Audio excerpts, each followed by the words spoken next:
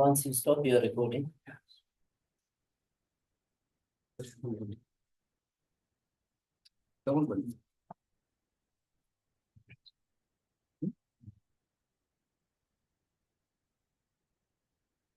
We shall start. Yeah.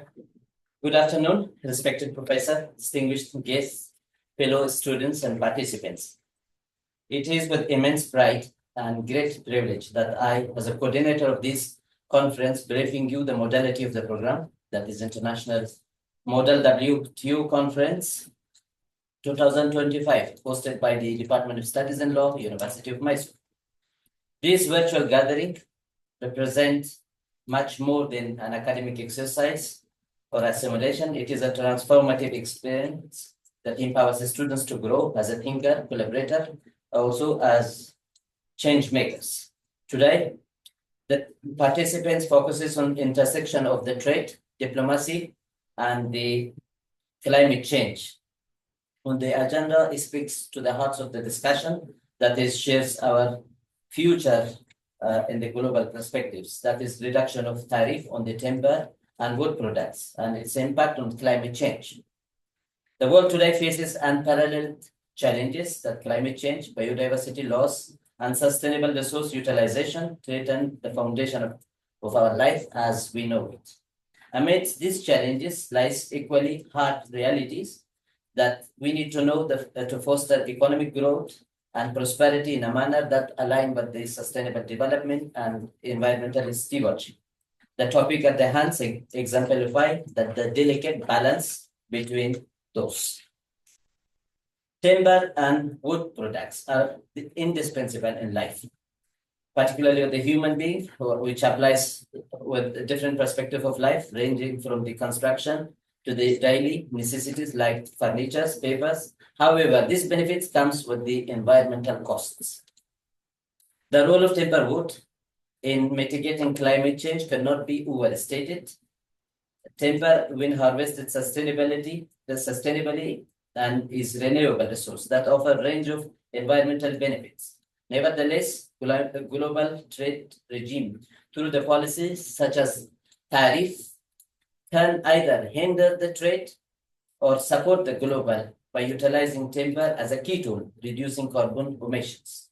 The reduction of tariff while provides opportunity to stimulate trade and market accessibility. On the other hand, it carries risk of encouraging unsustainable logging practices and encouraging deforestation and exacerbating climate crisis. Forests are often described as the lungs of our planet, absorbing carbon dioxide from the atmosphere and helping to mitigate climate change.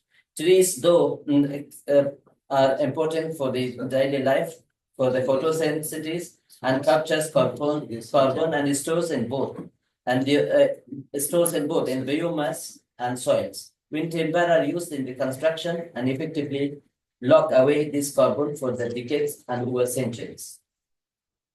Moreover, timber-based construction materials such as cross-laminated timbers, what we call CLT, have become increasingly recognized as environmentally and friendly alternatives to the carbon-intensive materials like steel and the concrete. For example, the use of timber in buildings such as Mjøstuna, which is in Norway, which is considered to be the tallest building that is made from the timber wood, has been recognized for its building and sequestering carbon. In addition to that, the countries like Canada and Sweden that they use the timber wood for the construction has been incentivized due to the lower carbon footprints and compared to the traditional building materials. A study by the Food and Agriculture Organization and United Nations notes that the use of sustainable timber help reduce the greenhouse gas emission and associated with the constructions. Therefore, reducing tariff on timber would incentivize the global use of the sustainable timber, ultimately helping to meet the global climate change, inducing the goal of the Paris Agreement, which is called below 2 centigrade of the environment. So international trade often seen from the lens of the economic and commerce that increasingly interest with the environmental consideration. The global trade regime must account for the sustainability of the resource that fuels the global market, utilized especially when it comes with the cross-border trade between the environment, trade, and diplomacy. When we talk about the tariff are taxes, which is imposed by the government for the import and exports to regulate and protect domestic industries. The imposition of such tariff on the timber can lead unintended environmental consequences. For example, the tariff raises the cost of the importing and the timber, making sustainable wood products more expensive compared to the alternatives such as steel and the concrete, which is often have much higher carbon footprints. Reduction of the tariff on the timber wood, however, would have an opposite that would make sustainably harvested timber more accessible and affordable for the across the world. This in turn would encourage the use of wood for the construction of materials and promote the greener building practices. Let us consider as example between the US and Canada. The US government has argued that this is a lengthy case which has lasted for the decades. And the US government has argued that on their tariff, which imposed on the Canada's wood, the soft wood, and he said that it is necessity to protect their domestic timber industries from the unfair competition. Whereas the Canada timber practices, which was allegedly subsidized by the provincial government of Canada. And the Canada government argues that the tariffs are not only unjust, which is imposed by the US, but it is also harmful to environmental and sustainability, which is costless environmentally and unjustifiable. The imposition of such tariff distorts the market and in the several ways, which Canada argued that should not be enforced. However, if you touch to the legal framework such as WTO under Article 2 of the GATT agreements, which encourages and asks the member states to bend their tariff to reduce for the free movement of the goods and services.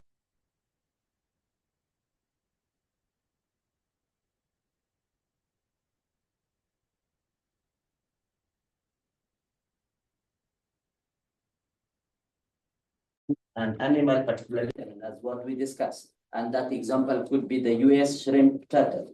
In addition to these, we have WTO agreement on subsidies on countervailing measures, also involves to play important role. And we have agreement on agriculture, which deals with the subsidies. And most of the countries, they provide subsidies for their forestry, and the forestry sectors, which sometimes it is also results to unsustainable timber harvesting practices, which leads to the distortion of the trade and also climate change. Furthermore, it can be fueled by two more regional agreements, what we could say United Nations Convention on Biological Diversity and United Nations Framework on the Climate Change. And Paris Agreement. In addition to that, recent development by Forestry Stewardship Council also has been developed. Around the globe, there are two more regional global agreements, which we can say the one in US and another in Europe. In the case of US, International Convention on International Trade of Endangered Species and Wild Fauna and Flora, which also regulates the international trade of endangered species of plant and animals. That includes certain type of timbers from the endangered trees, that is species like rosewoods, also being regulated. In the case of Europe, which Europe has innovative steps towards the timber regulations and climate change, the European Union Forest Law Enforcement and Governance and Trade, that is Action Plan, what we call in short FLEGT, seeks to reduce illegal logging and promote sustainable timber trade by reducing that the timber imported into the European Union is legally sourced. This is not only support the legal framework in the international trade, but also ensure that the timber traded has a minimal cost on the climate change. So the reduction of tariff on the timber wood could offer several benefits, promoting sustainable timber, supporting carbon sequestration, encouraging the green innovation, global climate commitments, promoting circular economic and also lower carbon footprints.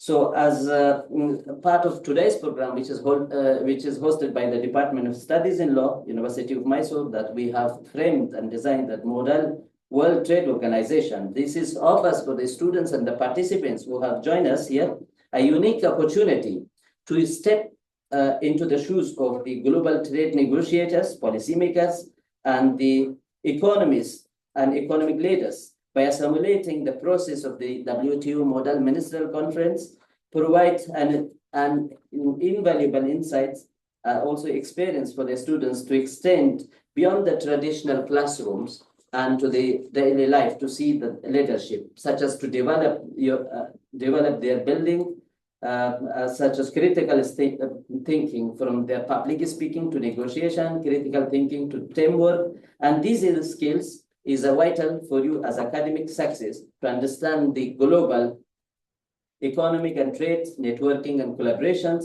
boosting your career and prospects, foster your leadership and diplomacy.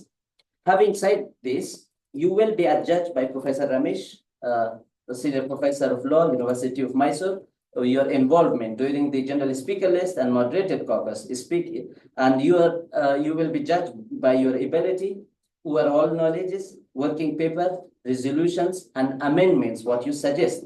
So during the general speaker list, each speaker maximum will speak for 90 seconds, and it is followed by moderated caucus. Each speaker will be given 60 seconds to discuss. Now, having said all this, so the discussion lies on the increase of the tariff or reduction of the tariff, this dichotomy. Today, you will be delegating on this model WTO conference and responsibly addressing the profound of this dichotomy, such as your crafting resolutions and asking certain questions and that to be addressed. How can we ensure that reduction of tariff do not incentivize illegal logging or unsustainable forestry practices? What are the implications of the climate change? And what can international trade law facilitate responsible use of timber while addressing the urgent need for the climate actions? So you are discussing, and your discussion will be underscores what the implication of the international cooperation and shared accountability among the nations. So I encourage you, each one of you, to seize this opportunity to participate and discuss among each other. After all, the future of all the global trade, diplomacy, and the climate change will depend on such forum such as Model WTO. Thank you. Now, we shall proceed with the program. I shall oblige to brief. The program will be presided by Professor Ms. Benjamin, Professor and Chairman of Department of Studies in Law, Director of the School of Law, and sir is the Dean Faculty of Law. He will give the welcome speech. And then we have chief guest, Professor Sudish from the University of Bangalore, that is University Law College, PG Department of Studies in Law, and Bangalore University. Then we have guest of honor, Mr. Rahul Cardellini from Netherlands. Then we have keynote speaker, Ms. Bhavana from Mauritius. Then the vote of thanks will be delivered by Professor Ramesh, Senior Professor of Law, and the program will be chaired by Mr. Abhijit Kaudania, and he will be assisted by Ms. Srishti, the student of LLM from University of Mysore. Sir, over to you. Good afternoon to you all, distinguished speakers, esteemed participants, dear colleagues. It is my immense pleasure to welcome you all to this International Model WTO Ministerial Conference on the agenda, reduction of tariffs on timber, wood products, and its impact on climate change.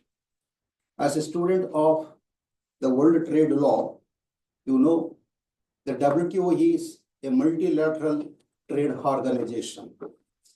It came into force in 1995 as a successor to the GATT, the General Agreement on Tariffs and Trade.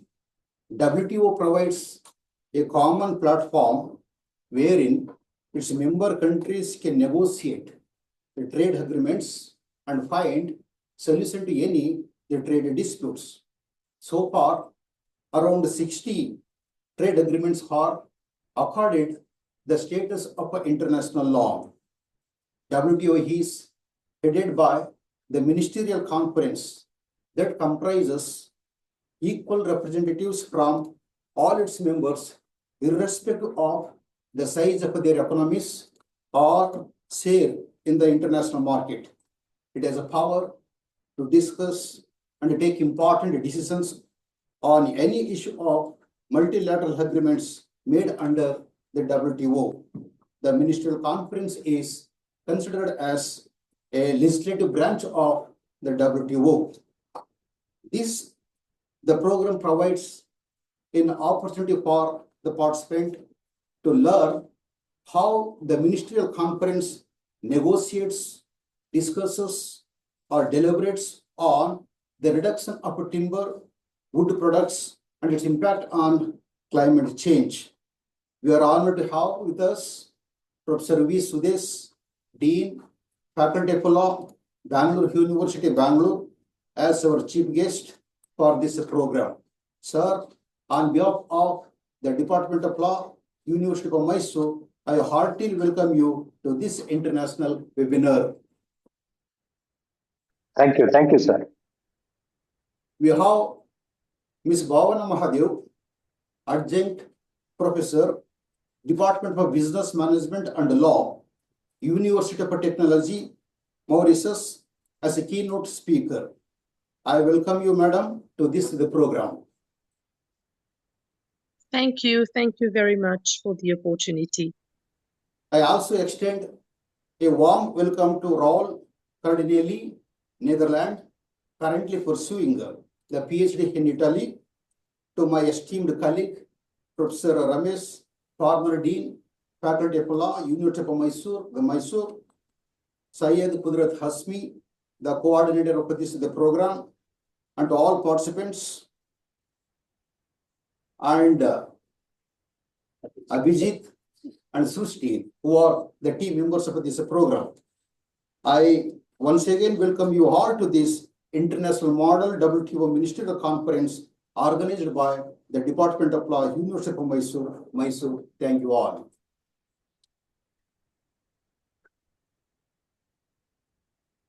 Now we shall begin with Professor Dr.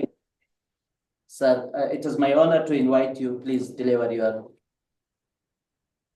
address. Hello. Okay, I'm audible. Yes, sir, you're audible.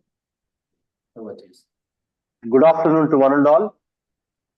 I'm very happy to be the chief guest in this most important international model WTO Ministerial Conference, organized very proudly by the Department of Studies in Law, University of Mysore, with the agenda reduction of tariffs on timber wood and impact on climate change. My respects to the Honorable Vice Chancellor, the Chief Patron, Professor Dr. Loknath NK, Honorable Vice Chancellor of University of Mysore, Srimati V.R. Shailaja, KS, Registrar, University of Mysore, Mysore. The President of today's conference, Professor Dr. M.S. Benjamin, Dean Faculty of Law, Chairman and Professor of Law. My respects to the Organizing Secretary, my colleague and friend, Professor Ramesh, Professor of Law, Department of Studies in Law, University of Mysore. The coordinator who introduced the program, Mr. Syed Kudrat Hashmi, and all other guests who have been invited for this inaugural function today at this moment, who are virtually present with us. Well, very rightly pointed out by the President, Professor M.S. Benjamin, that the World Trade Organization's Ministerial Conference is the highest decision-making body of the WTO. We all know that this meeting takes place every 2 years, represented by trade ministers, and it's very crucial on the linkage between trade and tariff. Almost all multilateral agreements are negotiated in these ministerial conference. I am very happy that the University of Mysore, Department of Studies in Law, has is organizing this model ministerial conference because it gives a platform to the students to argue, to negotiate, and develop their skills in this regard. Well, at the outset, let me say that at the culmination of the Second World War and with the establishment of the GATT, General Agreement on Trade and Tariffs, and its negotiations to avoid war and avoid trade wars very particularly, this forum was developed. And in 1995, the WTO was formed. It was its responsibility to negotiate and further discuss trade and tariff. But as globalization has led to increased volumes between different nations, its effect on trade, the effect of this increased volume of trade on one environment is hotly debated topic these days. The developed and the developing nations present their own agenda for either increase or decrease in tariffs. To question whether increase in trade is compatible with sustainable development involves not only government representatives but also civil societies all over the world. We remember that it was in 1989 that the United Nations General Assembly called for a meeting of nations on sustainable development. As a result of this, the UNCED took place in Rio de Janeiro, and in 1992, Agenda 21 is the outcome of that particular meeting. Well, friends, the links between trade and deforestation is a hotly debated one. The degradation of global forests is an issue which has been discussed in various international forums, including the UNCED, the International Tropical Timber Organization, the Intergovernmental Panel on Forest, and the Intergovernmental Forum on Forest. And in 1992, when the UNCED reached an agreement on non-legally binding authoritative statement of principles for global consensus on the management, conservation, and sustainable development of all types of forests, the so-called forest principles were evolved. Very particularly, Principle 13 and 14 are of relevance to trade and environmental issues, which of course may be brought out in the discussions today. Permit me to read the 5 principles. Principle 13 of the forest principles. What does it say? Trade in forest products should be based on non-discrimination and multilaterally agreed rules and procedures, which is consistent with international trade law and practices. In this context, open and free international trade in forest products should be facilitated. Reduction or removal of tariff barriers and impediments to the provision of better market access, better prices for higher value added forest products, and the local processing should be encouraged to enable producer countries to better conserve and manage their renewable forest resources. The second principle. The third one, incorporation of environmental costs and benefits into market forces and mechanisms in order to achieve forest conservation. Sustainable development should be encouraged both domestically and internationally. The fourth principle, forest conservation and sustainable development policies should be integrated with economic, trade, and other relevant policies. And the fifth one, physical, trade, industrial, transportation, and other policies and practices that may lead to forest degradation should be avoided. Adequate policies aimed at management, conservation, sustainable development of forest, including where appropriate, incentives should be encouraged. So I believe reduction in tariffs on timber wood is one way of encouraging trade in these areas. Principle 14 of the forest principle says unilateral measures which are incompatible with international obligations or agreement to restrict and or ban international trade in timber or other forest products should be removed or avoided in order to attain long-term sustainable forest management. Now, there is always a debate between promotion or reduction in tariffs and encouraging a particular trade. Insofar as forest products are concerned, or timber or wood in particular is concerned, there are different views. One view is that encouraging by reducing tariffs on forest wood or timber will help the balance between the developed and developing nations. And this could be sustainably, the forest could be sustainably developed is one. Nevertheless, as pointed out at the beginning, that there is a fear that reduction in tariffs may promote illegal trading in forest products.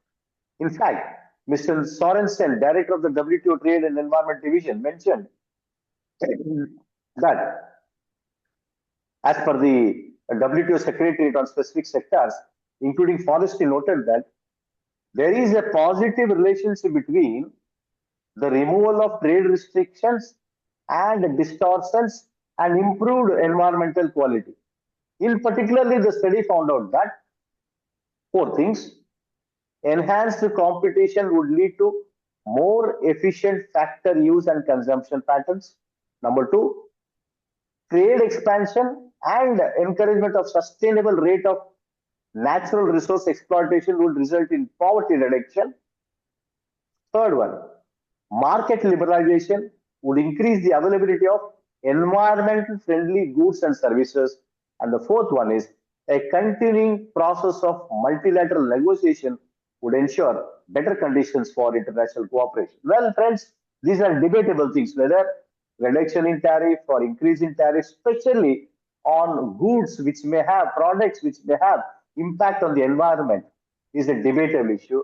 And I'm sure in the ministerial conference that will happen from sometime from now, all the parties are going to bring in the best argument possibly, keeping in mind the Agenda 21, keeping in mind the SDG goals. With these few words, I thank the University of Mysore, very particularly the Department of Studies in Law, Professor Benjamin, Professor Ramesh, and all my colleagues in the department for giving me this wonderful opportunity to interact with young minds. Thank you, and all the best for this very significant event this day. Thank you so much. Thank you so much, sir, for your provoking speech. I shall request Mr. Rahul Cardellini to deliver his speech. Mr. Rahul, the floor is yours. Am I audible? Yes, you are audible. Sorry, I did not catch that. Can you hear me? Yes, you're audible. Yes or no? Yes, yes, yes. Okay, sorry. First of all, apologies. Unfortunately, I'm traveling, so you might hear some background noise. But good morning, everybody, distinguished participants, esteemed organizers, and future leaders of international trade and diplomacy. First of all, I would like to echo the words of the previous speaker in thanking the organizers for having me and everybody who is in attendance today. As I've said, it is a great honor to address you today as the guest of honor of this International Model WTO Ministerial Conference. This platform represents relation. It is a unique opportunity for you, the next generation of negotiators, diplomats, and policymakers, to engage with some of the most pressing challenges shaping our global economy and environment. You're not merely practicing the art of negotiation here today, but you're grappling with real-world complexities that demand innovative solutions and unwavering dedication. The significance of Model WTO and similar simulations cannot be overstated. These platforms prepare you to navigate the intricate web of international relations and commerce by offering practical experiences in negotiation, critical problem solving, and conflict resolution, drawing from real-world scenarios. They equip you with the tools to balance competing priorities, communicate across diverse perspectives, and craft solutions that transcend borders. More importantly, they provide a safe environment to experiment, learn, and refine your understanding of the principles and practices that underpin global governance. The world is watching, and the skill set you hone here will define your ability to lead and influence in a rapidly evolving global landscape. Today's agenda, meaning the reduction of tariffs on timber and woods products and its impact on deforestation and climate change, captures the profound interconnectedness of economic policy and environmental sustainability. This issue is emblematic of the challenges that the World Trade Organization and other international bodies face, meaning to foster economic growth while safeguarding the health of our planet. And so I would suggest to take a moment to delve in the core aspect of this topic and its implications for global trade and environmental stewardship. Clearly, my delving into this topic will not be as professional as other speakers today, as I'm not a specialist in this subject. However, I will try. So reducing tariffs on timber and wood products can unlock significant economic opportunities, where tariffs mean expanded markets, increased competitiveness, and a boost in the industries that depend on these materials, such as construction, furniture production, and paper manufacturing. For many translate into job creation, infrastructure development, and an overall enhancement of economic well-being. However, these economic benefits are accompanied by significant risks. As demand for timber increases, the threat of unsustainable logging practices looms large, particularly in regions with weak enforcement mechanisms or insufficient regulatory frameworks. The implications of deforestation extend far beyond the immediate loss of trees. Healthy forests are among the most effective carbon sinks we have, absorbing vast amounts of carbon dioxide and mitigating the impacts of climate change. When forests are lost, we not only diminish our capacity to combat climate change, but also disrupt ecosystems, endanger biodiversity, and undermine the livelihood of communities that depend on these forests. For example, you can think of the Amazon rainforest, often called the lungs of the earth. Deforestation rates have skyrocketed in recent years. This vast region's ability to regulate global carbon levels is under threat, creating ripple effects across the planet. Stories like these underscore the urgency of ensuring the economic growth does not come at the expense of environmental sustainability. So the role of international cooperation in all of this is essential. This ministerial conference exemplifies the importance of global dialogue and cooperation. The challenges we face, whether they pertain to trade, climate change, or biodiversity, do not respect national boundaries. Addressing them requires a unified response. WTO is uniquely positioned to foster such cooperation. By integrating environmental considerations into trade policies, the WTO can play a pivotal role in promoting sustainable development. As participants in this model WTO simulation, you stand at the forefront of this effort. The work you do here and today mirrors the challenges that real-world negotiations face. The skills you develop, analytical thinking, effective communication, and collaborative problem solving are not just tools for academic success, but they are the foundation. You have the chance to shape not only the policies debated within these walls, but also the broader narrative of how trade can serve as a force for good. Your discussion here could pave the way for a future where economic growth and environmental sustainability are not seen as competing priorities, but as complementary goals. With real-world politics, and you advocate for trade agreements that reward sustainable practices, and you can encourage governments and corporations to adopt greener policies. These are not hypothetical questions, but challenges that demand immediate attention. So I would like to take a second to highlight the importance of simulations such as this one. I started partaking in such simulations in 2016 when I had just begun university. And I attended over 25 simulations in different capacities as a participant or chair or as a secretary general or now as a guest of honor. And I cannot really overstate how important these were in my professional journey. They really allowed me to understand how the academic world works. They really honed my skills in intercultural diplomacy, and they really taught me valuable skills when it comes to public speaking. Attenzione prego, siamo in arrivo a Firenze, Firenze Villa. Apologies for the noise. In closing, let me leave you with a challenge. As you engage with the simulation, think not only about the immediate outcomes of negotiations, but also consider the legacy as leaders and change implement sustainable trade practices and inspire others to prioritize global well-being over short-term gains. So this issue that you'll be debating today is a microcosm of the broader challenges that we face as a global community. It is competing interests to innovate and to collaborate in the pursuit of a sustainable future. I have every confidence that you are up to the task. Thank you, and I wish you all a productive and inspiring conference. And a very Thank you so much. Now, it is my great honor to request Ms. Bhavana Mahadev to give a keynote address. Thank you. Thank you very much, dear colleagues. I'm not sure that I'm able to switch on my camera because I seem to have some connectivity issues. Will that be fine? Yes, you please proceed. Yeah. Okay, so thank you very much to the University of Mysore. I would like, first of all, to seize this opportunity to congratulate you all, for this quite different style of a conference, because it drifts away from conventional conferences to where we are looking at what the young minds have to say about this very important theme of today.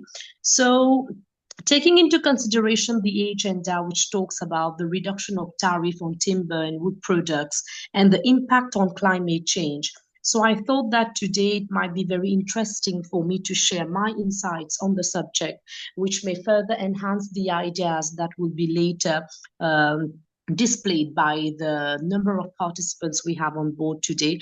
And so once again, thank you very much. So if today we are talking about products like timber, right? So we cannot overlook that this is that one natural resource which is extremely important to the world economy. A third of the world's forests are being used for production, and this boosts national economies by more than, we should say, 1.5 trillion US dollars annually.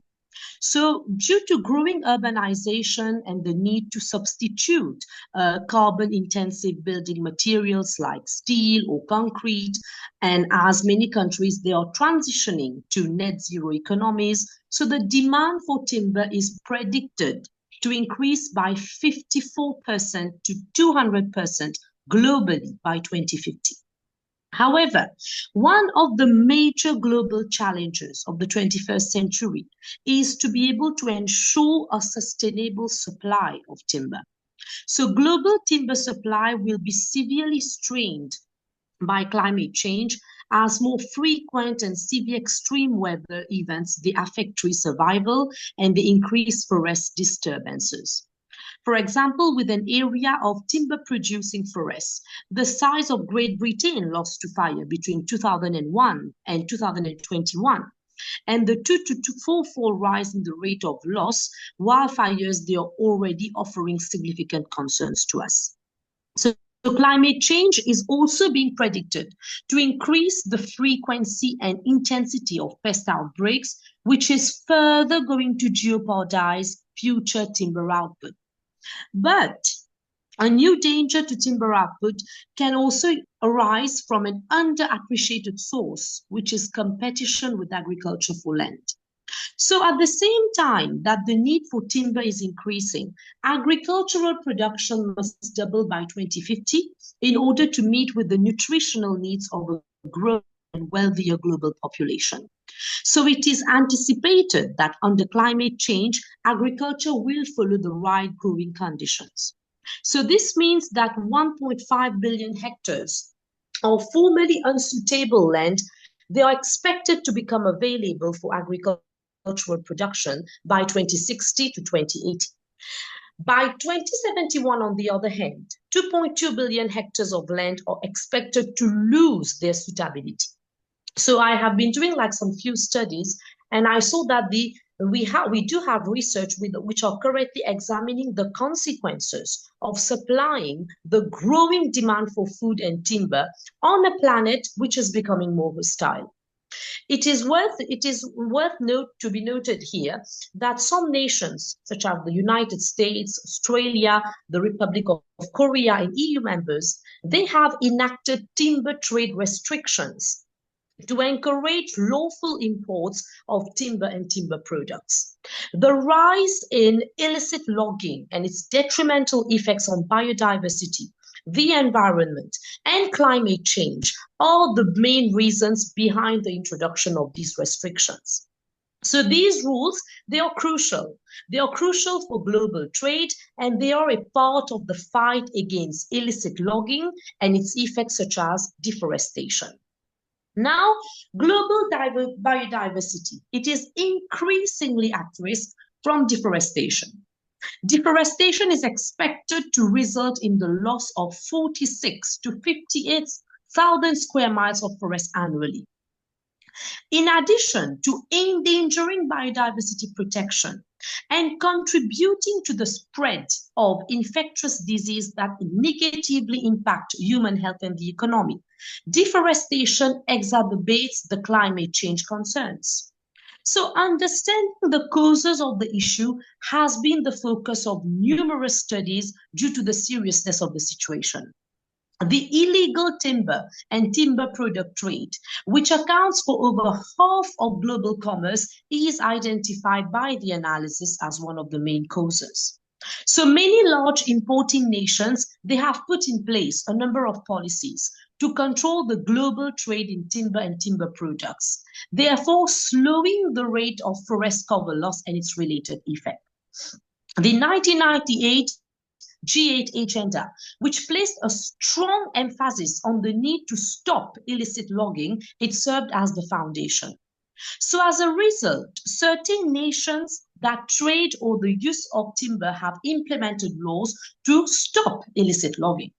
So in order to support the legitimate timber trade, these policies, they concentrate on regulating global commerce. Regulations against illegal timber in their respective markets, they have been put in place by the US, the EU, Australia, South Korea, and Japan. However, the United States was the first nation to outlaw the import and sale of timber and timber products acquired illegally in 2008, where the Lacey Act was amended. The legislation implemented by the European Union was modeled after this one. So in order to prevent the sale of timber and timber products that were obtained illegally, the European Union Timber Regulation, also known very famously as the EUTR, it went into effect in 2013. Therefore, in order to gain access to the European and American markets, both legislation did promote legality verification. The Clean Wood Act in Japan, the Sustainable Timber Use Act in South Korea, and the illegal logging prohibition regulations of 2012 in Australia, they have also implemented policies to encourage the lawful importation of timber and timber products. So except for South Korea, these rules mandate the use of the due diligence or the due care system based on a set of relevant data or instruments to evaluate the risk and ascertain the legality and origin of timber and timber products. In contrast, however, to all the other regulations we just discussed, the Clean Wood Act of Japan is still in the process of being fully implemented. It is a voluntary registration system for companies who import and trade timber and forest products domestically rather than an obligatory system to prevent illicit logging. So although in its infancy, the body of research on how these rules affect the trade in timber and forest product, it is still expanding. For example, there was one author who pointed out in a descriptive study that supply chain players' knowledge and awareness of the consequences of illicit logging and trafficking, they are influenced by wood rules. Another author came up to emphasize how trade rules pertaining to timber and timber products, they alter the behavior of timber business particularly among large companies and those importing timber from risk nations, using the EUTR, for instance, in the particular case of Germany. Therefore, timber regulations, they encourage a better understanding of legal verification requirements and how to adhere to them, which may have repercussions for the domestic market. Additionally, timber restrictions, they limit the quantity of timber that enters the market. So the removal of unlawfully generated timber from imports, it may result from a decline in timber imports from nations accused of engaging in illicit logging. Recently, a research based on the EU timber regulatory framework, it highlighted how the regulation altered the architecture of timber management by encouraging fruitful interactions with private certification systems and public regulation of timber legality in other consuming countries. Many authors, they have agreed with this observation on the impact of timber regulation and timber products on the legitimacy or governance of timber. However, to conclude, despite its richness, the literature that exists, it has two main drawbacks. Studies that you will see available, they are too descriptive. They are not clearly analyzing the relationship between these reforms and the trade flows of timber and timber products. However, the analysis external validity has been limited because they have concentrated on country or regional situation. So we should be able to understand that our civilization is already afflicted by the sickness of deforestation, which has gotten worse recently. We have already lost a third of our woods, and every year 10 million hectares of forest, the size of Germany, Ethiopia, or group of nations like Eastern Europe, or high-income OECD countries, or even all British colonies, they are all cut down. Deforestation exacerbates public health and climate or global public welfare problems. So in order to encourage the lawful movement of timber and timber products, the implementation of timber trade regulation is a crucial step in international trade. However, the effects on the whole timber and timber product trade, they are rarely discussed. So the aim of my speech today was just to shed light on how this is a very important topic which requires scholarly inquiry and discussion. So I really hope that from the different presentations and the debates that we are going to hear today, we do also leave some space to be able to think in the direction I have tried to put before you. I thank you very much for your attention. Thank you. Thank you so much, ma'am, for your comprehensive insights to the topic. It is my privilege now to request Professor Ramesh to extend a heartfelt gratitude to all dignitaries, participants, and organizing members for the success of this session. So, over to you. Thank you, Sayed. It's my honor to appear before all of you virtually to convey my heartfelt thanks to each and everybody who have taken part in this very knowledgeable deliberations. Respected Professor Dr. Suresh Benjamin, Dean Faculty of Law, Chairman, Department of Studies in Law, Director, the University School of Law. We had a very good speeches from the point of the changes that is happening at the instance of the WTO. And of course, at the very outset, I convey my heartfelt thanks to Professor Remes Benjamin, Dean Faculty of Law, Chairman, and Department of Studies in Law, for having delivered the welcome speech and be part of this inaugural session. Thank you very much, sir. I also extend a very heartfelt thanks to my friend, Professor and Dr. V. Sudesh, Senior Professor, Dean Faculty of Law, Bangalore University, Bangalore, for having accepted our request and to be the chief guest on these auspicious occasions. And thank you, sir, for having delivered the chief guest address with your beautiful and knowledgeable informations. That is really a thought-provoking thing, sir. Thank you once again, sir. Thank you, sir. Thank you, sir. Thank you. When we just have an opportunity to meet few people who can become a guest of honor to these deliberations, it was unanimous. And as Syed said that Rahul Cardellini has been considered to be the guest of honor.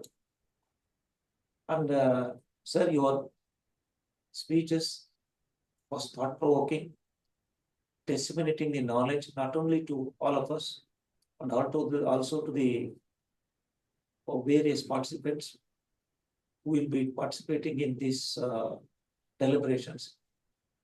Henceforth, I, on behalf of the University of Mysore, on behalf of our chairman, on behalf of the committee and myself, I extend and convey my heartfelt thanks to you, sir. Thank you, sir. Madam Bhavana Mahadev, it was so good, madam, to hear from you. Very essential ingredients of the points have been conveyed by you, madam. In fact, you have analyzed the topic in a very unique way, madam. Thank you very much, madam. I convey my heartfelt thanks to you, madam, for having thought of this. Thank you. Thank you very much. Thank you. I also convey my thanks to each and everybody, my students, Syed Kudraj and Abhijit, and also Sasti, and also Shivdi, and also Milan, and also to all the university authorities. That means to our Honorable Vice Chancellor, Professor Loknath, and Madam Sailaja, the Honorable Registrar. They have also passively and directly and indirectly encouraged us to have this wonderful model on the topic WTO Ministerial Conference. Thank you, sir, in their absence. Thank you very much. And things will be beginning. And over to Syed Kudraj. Thank you, sir. Thank you so much. Now, we shall come to the conclusion of the first session. Now, we will move to the second session, that is Model WTO Conference. The conference will be chaired by Mr. Abhijit, and it will be assisted as a vice chair by Srishti. Now, the dignitaries may leave. The students and participants can remain on the floor, virtually, to start the deliberation. Yes, use that. Very good afternoon, everyone present. We'll be starting with the Model WTO Ministerial Conference right now. I'll be the chair, Abhijit Kaundinya, assisted by Vice Chair Ms. Srishti, as well as Rapporteur Mr. John Paul, who is joining us virtually. To begin with, we'll be proceeding with roll call, followed by which we'll be going ahead with the ROP session. The participants may either answer present and voting, or in case the participants fail to answer, it will be marked as absent. After the roll call has been marked, we will be seeing the available countries and allotting the countries which has been not allotted, or the participants who have failed to be present, to the people who have not received any countries henceforth. So I request our rapporteur, Mr. John Paul, to continue forward with the roll call. Thank you, Honorable Chair. I seek your permission for roll calling the delegates. Hello, am I audible? Yes, John, you're audible, please. Okay, I'm seeking your permission for the attendance of the delegates. Yes, please proceed. Okay, Honorable Ministers, Honorable Chair, Honorable distinguished delegates, ladies and gentlemen, it's a privilege to be here.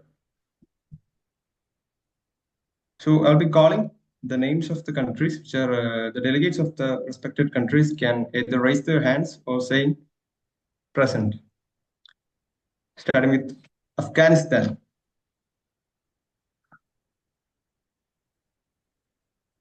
Albania, Algeria, Andorra. Mr. John, you have to repeat 2 times the countries. Yes. Afghanistan, Albania, Algeria,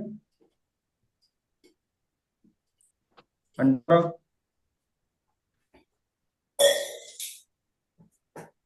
Yes, sir. Andorra. Afghanistan, yes, sir. Yes, Afghanistan, you are recognized. Angola, the delegate of Angola.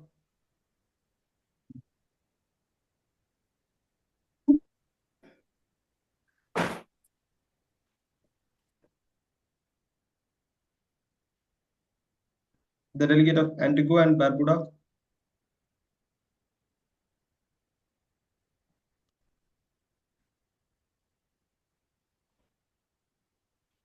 Antigua and Barbuda. Delegate of Argentina.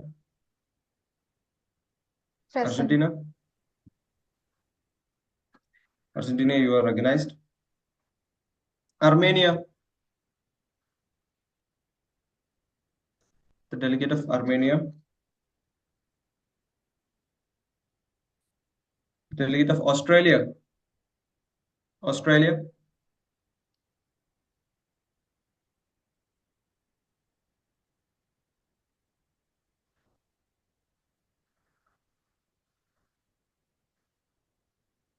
you are recognized. Austria,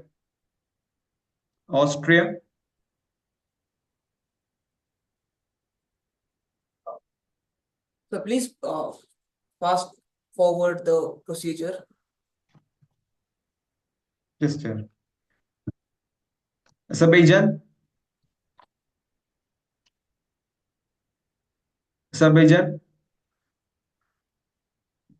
Bahamas,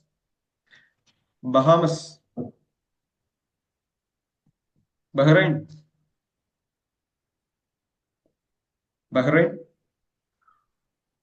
Bangladesh,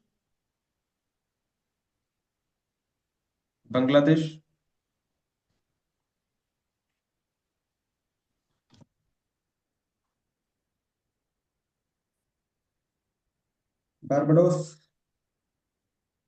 Just call 2 times. If no reply, then you move to the next delegates. Barbados, Belarus,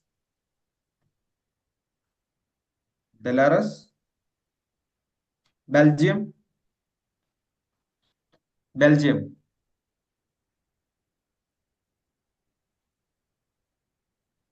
Belize, Benin,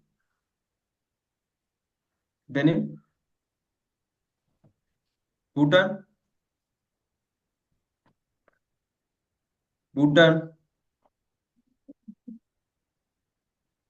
Bolivia,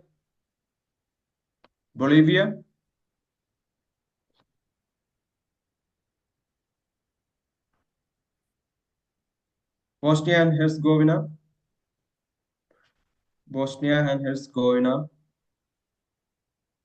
Botswana,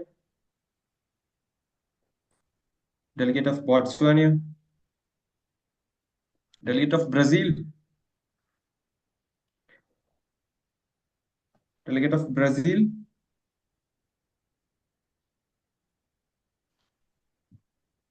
The delegate may please raise your hand virtually or saying present. It's preferable for The them delegate to of Brazil, answer verbally. it's fine. Please answer verbally if possible. The delegates, please answer verbally if possible. Delegate of Brunei. Delegate of Brunei. Delegate of Bulgaria. Bulgaria. Delegate of Burkina Faso. Delegate of Burkina Faso.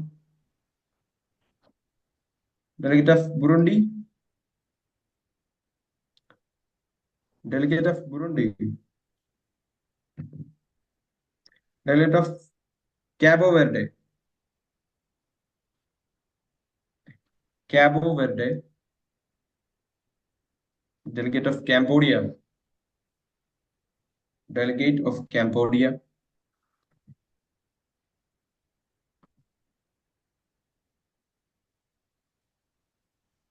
Delegate of Cameroon. Present. Yes, Cameroon, you are recognized. Delegate of Canada. Delegate of Canada.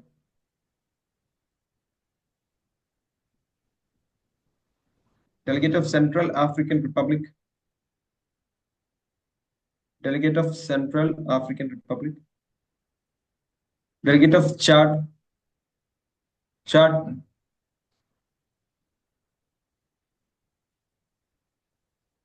Delegate of Chile. Delegate of Chile. Delegate of China. Delegate of China. Delegate of Colombia. Delegate of Colombia. Delegate of Comoros. Delegate of Comoros. Present. Comoros. Comoros, you are recognized. Delegate of Congo. Delegate of Congo. Delegate of Costa Rica. Delegate of Costa Rica.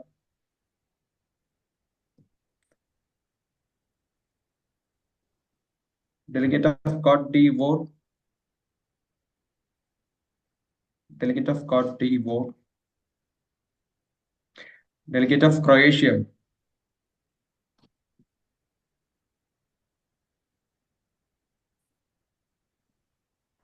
Delegate of Croatia. Delegate of Cuba. Delegate of Cuba. Delegate of Cyprus. Delegate of Cyprus. Delegate of Czech Republic. Present. Czech Republic. Czech Republic, you are recognized. Delegate of Democratic Republic of the Congo. Democratic Republic of Congo. Delegate of Denmark. Delegate of Denmark. Present, sir. Denmark, you are recognized. Delegate of Djibouti. Delegate of Djibouti. Delegate of Dominica. Dominica. Delegate of Dominican Republic. Dominican Republic. Ecuador. Delegate of Ecuador. Delegate of Egypt. Egypt. Present. Egypt, you are recognized.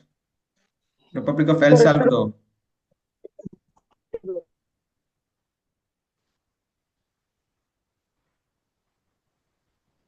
Republic of El Salvador.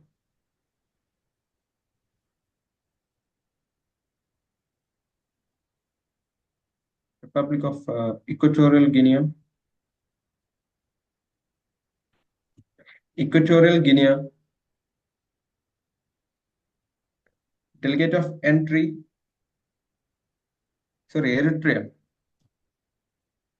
delegate of Eritrea, Estonia, delegate of Estonia,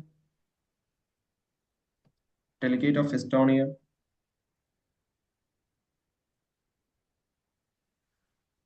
delegate of Eswatini, Swaziland, delegate of Ethiopia, Present. Ethiopia, you are organized. Delegate of Fiji, delegate of Fiji, delegate of Finland. Yes, Fiji, you are organized.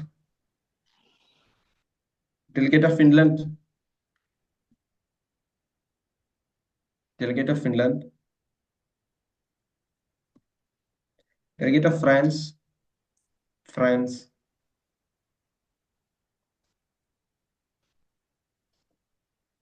delegate of Gabon, Present in voting, sir. Gabon, you are organized. Delegate of Gambia, delegate of Gambia, delegate of Georgia,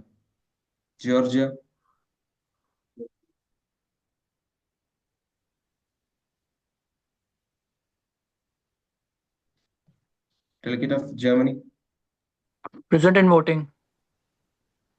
Germany, you are organized. Ghana, delegate of Ghana, delegate of Greece,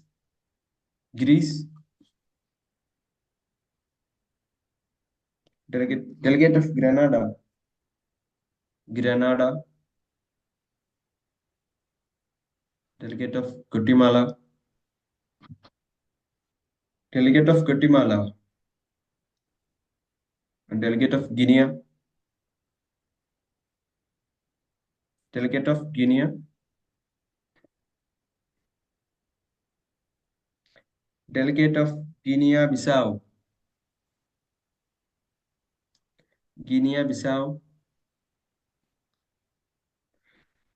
delegate of Guyana,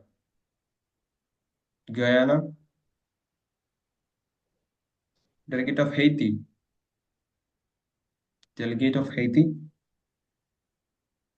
delegate of the Holy See,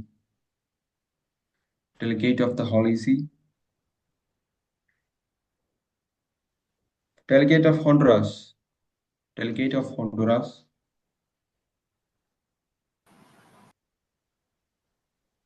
Honduras, delegate of Hungary. Present, sir. Hungary, you are organized. Delegate of Iceland, delegate of India,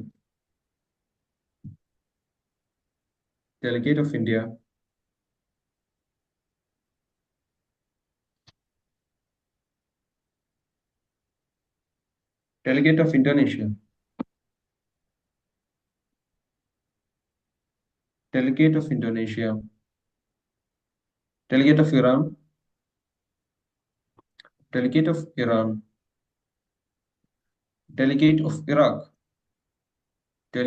Iraq,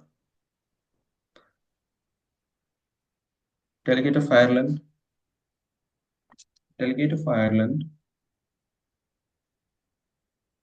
delegate of Israel,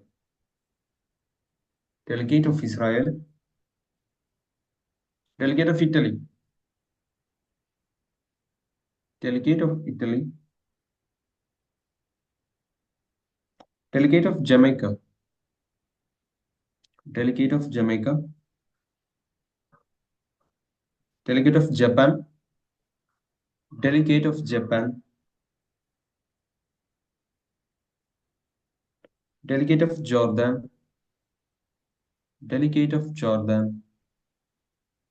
delegate of Kazakhstan, delegate of Kenya, delegate of Kenya, delegate of Kiribati, delegate of Kiribati, delegate of Kuwait, delegate of Kuwait, delegate of Kyrgyzstan, Delegate of Kuwait present. Kuwait, you are recognized. Delegate of Kyrgyzstan, delegate of Kyrgyzstan, delegate of Laos, delegate of Laos, delegate of Latvia, delegate of Latvia, delegate of Lebanon, delegate of Lebanon, delegate of Lesotho, delegate of Lesotho, delegate of Liberia, delegate of Liberia, delegate of Libya, delegate of Libya, delegate of Liechtenstein, delegate of Liechtenstein, delegate of Lithuania, delegate of Lithuania, delegate of Luxembourg, delegate of Luxembourg, delegate of Madagascar, delegate of Madagascar, delegate of Malawi, delegate of Malawi, delegate of Malaysia. Sir, present and voting, sir. Malaysia. Malaysia, you are recognized. Delegate of Maldives, delegate of Maldives, delegate of Mali. Sir, present and voting. Mali, you are recognized. Delegate of Malta, Present, sir. delegate of Malta, Delegate of Malta, present, sir. Malta, you are recognized. Delegate of Marshall Islands, delegate of Marshall Islands,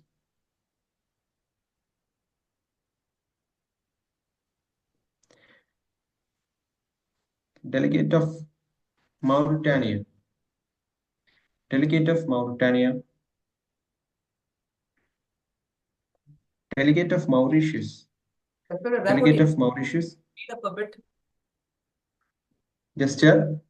Could you speed up a bit? The process is taking a bit long. We still have Gesture. Yes, thank you. Delegate of Mauritius, delegate of Mexico, delegate of Mexico, delegate of Micronesia, delegate of Micronesia, delegate of Moldova, delegate of Moldova, delegate of Monaco, delegate of Monaco, delegate of Mongolia, delegate of Mongolia, delegate of Montenegro, delegate of Montenegro, delegate of Morocco, delegate of Morocco, delegate of Mozambique, delegate of Mozambique, delegate of Myanmar, delegate of Myanmar, delegate of Namibia, delegate of Namibia, delegate of Nauru, delegate of Nauru, delegate of Nepal, delegate of Nepal. Yes. Yes. Nepal, you recognized. Delegate of Netherlands, delegate of Netherlands, delegate of New Zealand, delegate of New Zealand, delegate of Nicaragua, delegate of Nicaragua, delegate of Niger, delegate of Niger, Delegate of Nigeria. Delegate of Nigeria. Delegate of North Korea. Delegate of North Korea. Delegate of North Macedonia. Delegate of North Macedonia. Delegate of Norway. Present and voting. Norway, you are recognized. Delegate of Oman. Delegate of Oman. Delegate of Pakistan. Delegate of Pakistan. Delegate of Palau.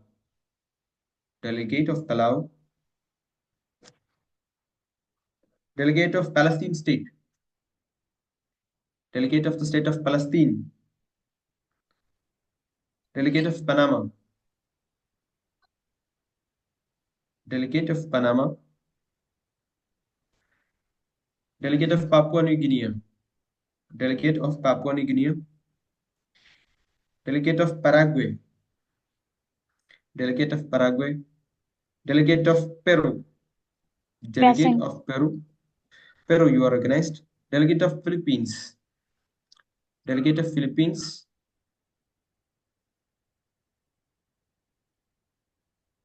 Pakistan, you are recognized. Delegate of Philippines. Delegate of Myanmar, you are recognized.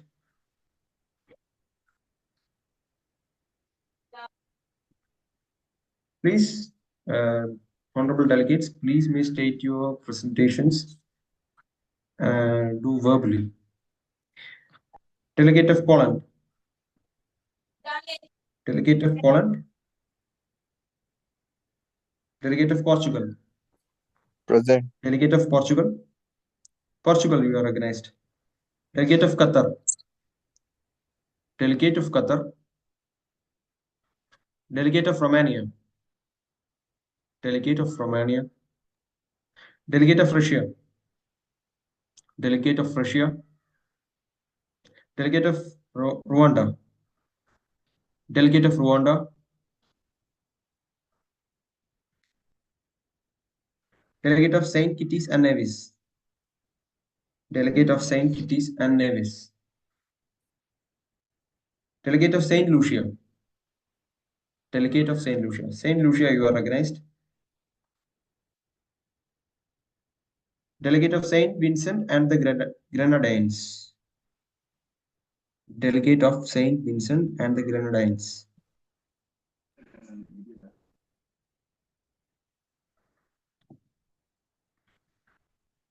Delegate of Samoa. Delegate of Samoa. Delegate of San Marino.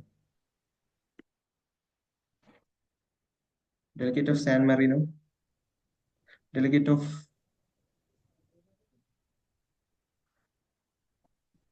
of Sao Tome and Principe. Nepal, you are recognized. Sao Tome and Principe. Delegate of Saudi Arabia. Delegate of Saudi Arabia. Delegate of Senegal. Delegate of Senegal.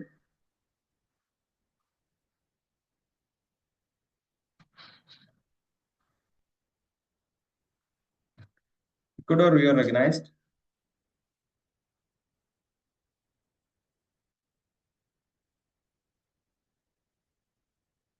Delegate of Serbia. Delegate of Serbia. Delegate of Seychelles. Delegate of Seychelles. Delegate of Sierra Leone. Delegate of Sierra Leone. The delegate of Singapore. Present. The delegate of Singapore. Singapore, you are recognized. Delegate of Slovakia. The delegate of Slovakia. The delegate of Slovenia. Delegate of Slovenia. Delegate of Solomon Islands. The delegate of Solomon Islands, you are recognized. Delegate of Somalia. the delegate of Somalia, the delegate of South Africa, the delegate of South Africa, the delegate of South Korea, Present and delegate of voting. South Korea. South Korea, you are recognized. Delegate of South Sudan, delegate of South Sudan, delegate of Spain, the delegate of Spain. Spain, you are recognized. Delegate of Sri Lanka, delegate of Sri Lanka, delegate of Sudan, delegate of Sudan, delegate of Suriname, delegate of Suriname, delegate of Sweden. Sweden, you are recognized. Delegate of Switzerland, delegate of Switzerland, delegate of Syria, delegate of Syria, Switzerland, you are recognized. Delegate of Syria,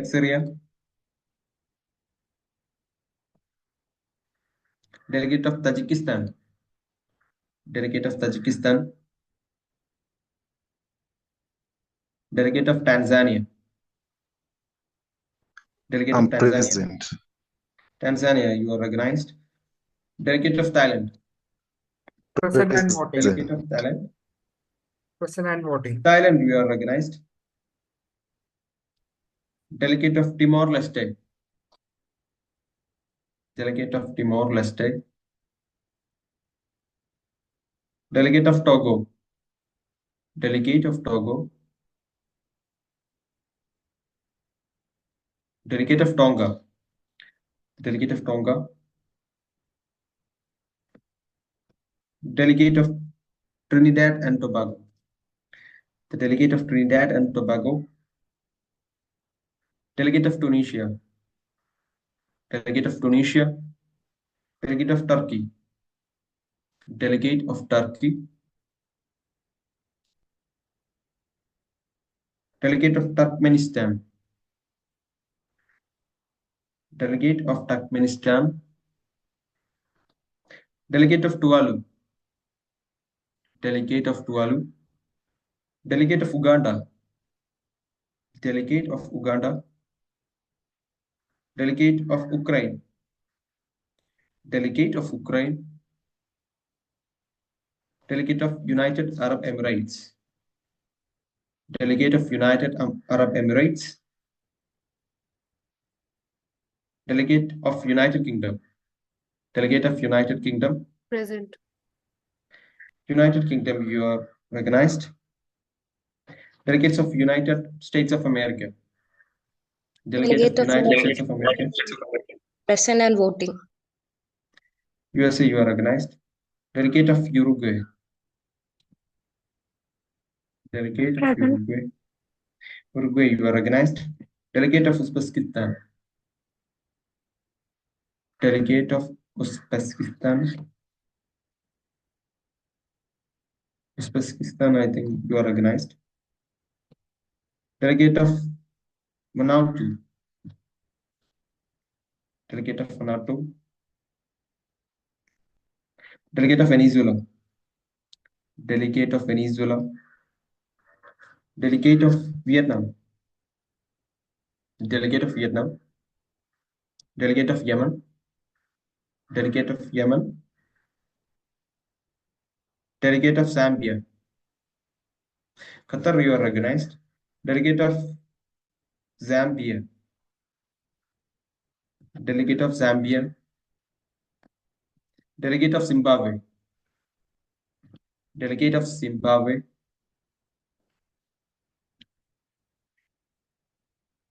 Chair, the roll call has been over. Over to you.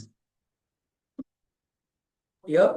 Now, those delegates who have not been allotted any country in the matrix that we released, you can raise your hand. We'll be allotting it right now. Raise their voice. Those of you who do not have any countries allotted, please raise your hand. Yes. Amarjit Kumar, do you have any preference?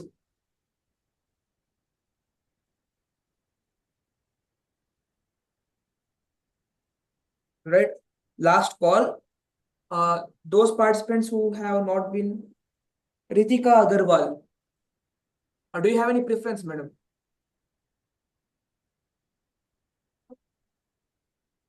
Please unmute yourself and tell us your preference.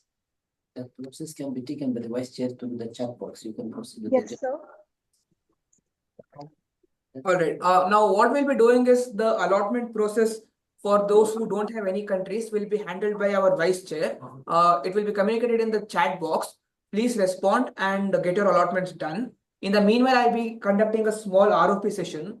For those of you who are attending a simulation of MUN, a simulation of WTO, or any simulation for the first time. ROP stands for Rules of Procedure that dictates the flow of committee in which the committee flows. And that's the heart and soul of any conference. Adherence to ROP is expected from all the delegates. Any deviance would lead to negative points in the marking scheme. So a conference can basically be divided into two parts, formal session as well as informal session. So how the document has been shared in the group for all your reference. It contains a brief about how ROP is to be taken about. So when a committee starts, first of all, there will be a roll call, which all of you have participated in. The roll call is to determine the stance of the committee, whether they would want to, be present or be present and voting. The main difference being, if you are present, you have to take a side. You have to vote in favor or against when we go into substantive voting. Whereas if you were to go with present and voting, you will have to either be in favor or against. Whereas if you go for present, you will have the chance of abstaining from voting. You are done with that. Moving on with that, the next process is establishing the quorum. The Madam Vice Chair as well as Rapporteur will be communicating the quorum in a short while. After that, the agenda will be set for the conference. In the present conference, the agenda has already been set by the organizers, which is reduction in tariffs on timber and wood products and impact on climate change. Once the agenda has been set, we move forward with the formal session. A formal session will again entail the general speakers list. A general speakers list is an inexhaustive list wherein which all of you can add your name repeatedly. In case the GSL list were to cease, it would mean we don't have any more business to discuss and we will have to adjourn the committee. So please ensure that the GSL keeps happening. Again, the next form of session is informal session, which is moderated caucus as well as unmoderated caucus. The main key difference is that you get to choose a specific niche agenda you want to discuss. Let's say in the present agenda, you want to discuss advantages of increase in tariff. That might be one of the sub agendas in your moderated caucus or a moderated caucus. What's the difference between mod cauc as well as unmoderated caucus? The main difference is that in mod cauc, we will be moderating the session, calling turn by turn and allowing speakers to speak. Whereas in an unmod, it's like a recess where all of you can speak to each other, unmute. We'll just be having observing role over here. So that's it about the sessions. Moving on to motions and points. The delegates are expected to follow a verbatim which has been shared in the group when raising motions. The delegates can raise motions to dictate the flow of committee or influence the committee, whereas points are the way you communicate. When we ask for points or motions, you can raise your hands. Points can again be of points of personal privilege, points of parliamentary inquiry, point of order, and point of information. A point of personal privilege will take preference over all other points. If you are not able to hear the other speaker or any such related queries, you can bring it up through point of personal privilege. Point of parliamentary inquiry, at any point of time, if you are not able to understand what's happening or want to know what's happening in the proceeding, you can raise a point of parliamentary inquiry and we will be able to assist you in getting you to speed. Moving on, point of order, when another delegate in their speech have made an error, which is factual in nature, you can raise a point correcting the delegate. You'll have to use quotes. The delegate in his speech mentioned quote so-and-so, unquote, which is actually wrong, and the correct information is quote unquote. that would be point of order. Point of order will stand only on factual inaccuracies. It will not be standing on logical fallacies. Moving on, the last type of point is point of information. In case you want to question a delegate on his the delegate speech, you can raise a point of information. That's it about the ROP. Due to constraint of time, I had to rush the ROP session. In case any of you have any doubt regarding ROP, you can ask at this point of time. You can unmute and ask.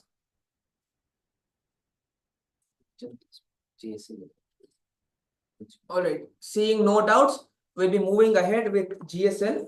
Now, Madam Vice Chair will be recognizing speakers for GSL.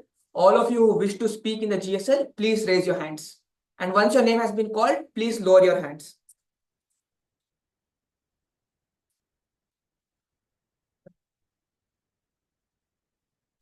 Please raise your hands, those of you who want to be recognized for the GSL.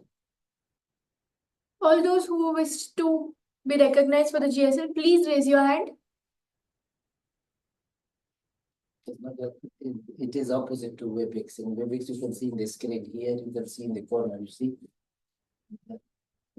Please call out the boss. Denmark, you've been recognized. Norway, you've been recognized. Germany, Malta, United Kingdom, South Korea. Other delegates who wish to present for the same, please raise your hands.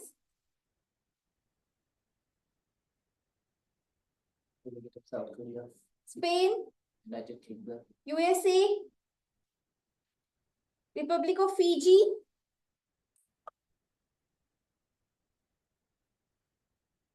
delegate of Argentina. Our delegates will be recognizing more speakers at a later point of time. Those of you who have not yet been allotted a countries, please make sure your country is allotted by when we call for the next round of recognition.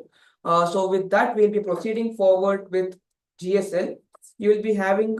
Jaslyn, please change your name to the country which you are representing. Those things procedure-wise, you can fix in the comments. Yes. Our delegates will be having 90 seconds.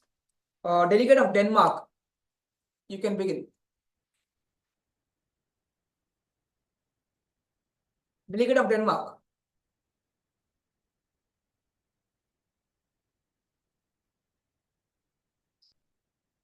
Right. Delegate of Norway. Yes, Chair. Yes, you can begin. Yeah, okay. So the earth is what we all have in common. These words by Wendell Berry remind us of all the shared responsibilities to protect our planet for future generations. Honorable Chair and distinguished delegates, Norway stands committed to addressing the reduction of tariff on timber and wood products while ensuring the trade aligns with the climate goals. As a leader in the sustainable forestry, Norway has a long balanced economic growth with the environmental leadership. Our journey began with the International Tropical Timber Agreements, which we have supported since 1983 to support sustainable management and trade tropical timber. Through the Agreement on the Climate Change, Trade and Sustainability, Norway works with the global partners to eliminate the tariff on the environmental goods which are harmful for the subsidies, aligning with the trade with the sustainability. As a member of this European Free Trade Association, Norway has also included sustainable forestry provisions in trade agreements with Ecuador and also with Indonesia, emphasizing certifications to the combat illegal logging. Domestically, our national forest strategies ensure reforestation, biodiversity protection, and carbon sequestration. Additionally, Norway's leadership in REDD+ has also made a key contributing to all reducing deforestation and promoting sustainable land use worldwide. Norway believes reducing tariffs on timber must be done responsibly by strengthening certification systems, fostering innovations, enforcing sustainable practices. We can prevent this environmental degradation while fostering equitable trade. Together, let's act boldly to ensure the future, we are in the economic progress and climate action to go hand in hand. Thank you. Thank you, Delegate of Norway. You have about 9 seconds remaining. How would you like to yield your time? Yeah, I'll yield it to the chair. All right, noted. Thank you, Delegate. The next delegate is Delegate of Germany. You can begin.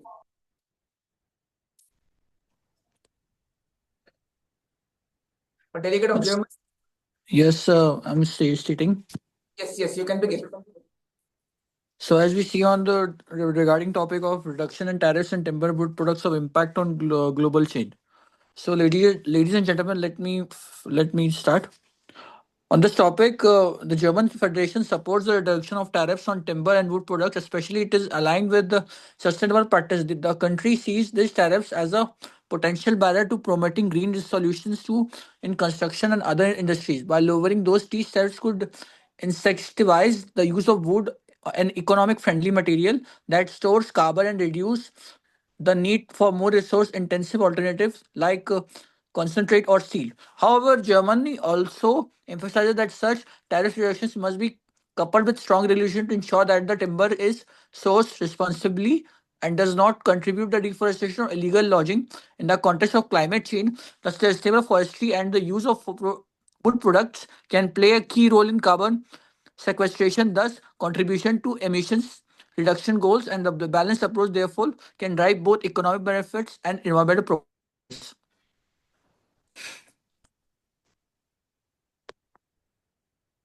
Delegate, is that your speech? Thank you. Thank you, Delegate. You have about 20 seconds remaining. How do you like to yield your time? Can I state? I have few left. Can I state it? Yes, you have 20 more seconds. Continue, Delegate. And as we know that the Germany has the let it be next. I'm completed. All right, thank you, Delegate. Delegates, again, for your kind information, once you are done with your speech and you have certain time remaining, you can yield your remaining time in a few certain way. Number one, you can yield your time back to the chair. We are the people who give you the time, you can give it back to us. Number two, you can yield your time for questions which other delegates will question you. You can yield your remaining time for comments where other delegates will comment on your speech. And last, you can yield your remaining time to another delegate where that delegate will be given an opportunity to speak for the remainder of time. So please utilize the yielding process to ensure better discussion. Moving on, delegate of Denmark, you were called earlier, but you failed to speak. Would you like to go now? Thank you, sir. Honorable Chair, esteemed delegate. Denmark believes that tackling the reduction of tariffs on timber and wood products is essential in advancing both global trade and environmental sustainability. As a member of European Union, we support the EU stance on reducing trade barriers, particularly in sustainable products like timber, while ensuring that all wood imports and adhere stringent regulations against illegal deforestation. We must acknowledge the need for a balance between promoting trade, liberalization, and ensuring sustainable sourcing. While reducing tariffs on wood products can stimulate growth, it is imperative that these products came from legally harvested forests to prevent environmental damage. Denmark also strongly advocates for increasing the availability of certifications such as FSC and PEFC to ensure that timber traded globally meets environmental standards. Therefore, Denmark calls for greater international collaboration to harmonize tariffs on wood products while enforcing sustainability. I look forward to hearing other delegates' positions on this matter and collaborating towards make my generous.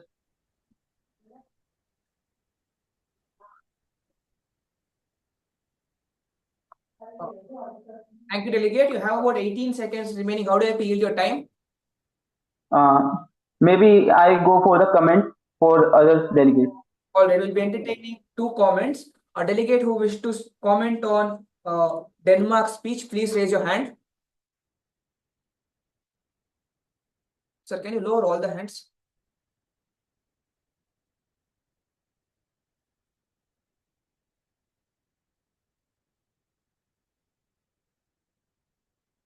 Yes. Now, delegates who wish to comment, please raise your hands.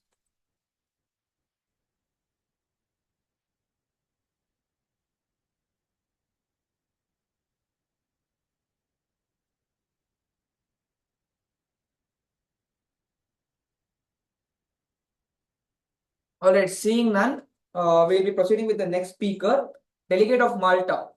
You can begin. Greetings, Honorable Chair, esteemed delegates, and distinguished colleagues. I am honored to represent the Republic of Malta in the important discussion as Malta is a small island nation with a strong commitment to environmental sustainability and international cooperation, recognizes the sufficient impact tariff on timber and products can have a global trade development and environment. The imposition of tariff on timber, wood, and products often has complex consequences, especially for nations that rely on sustainability, forest management, and trade to support their economics. Malta's position is clear. Any trade policy must strike a balance between the protecting local industries and preserving the environment.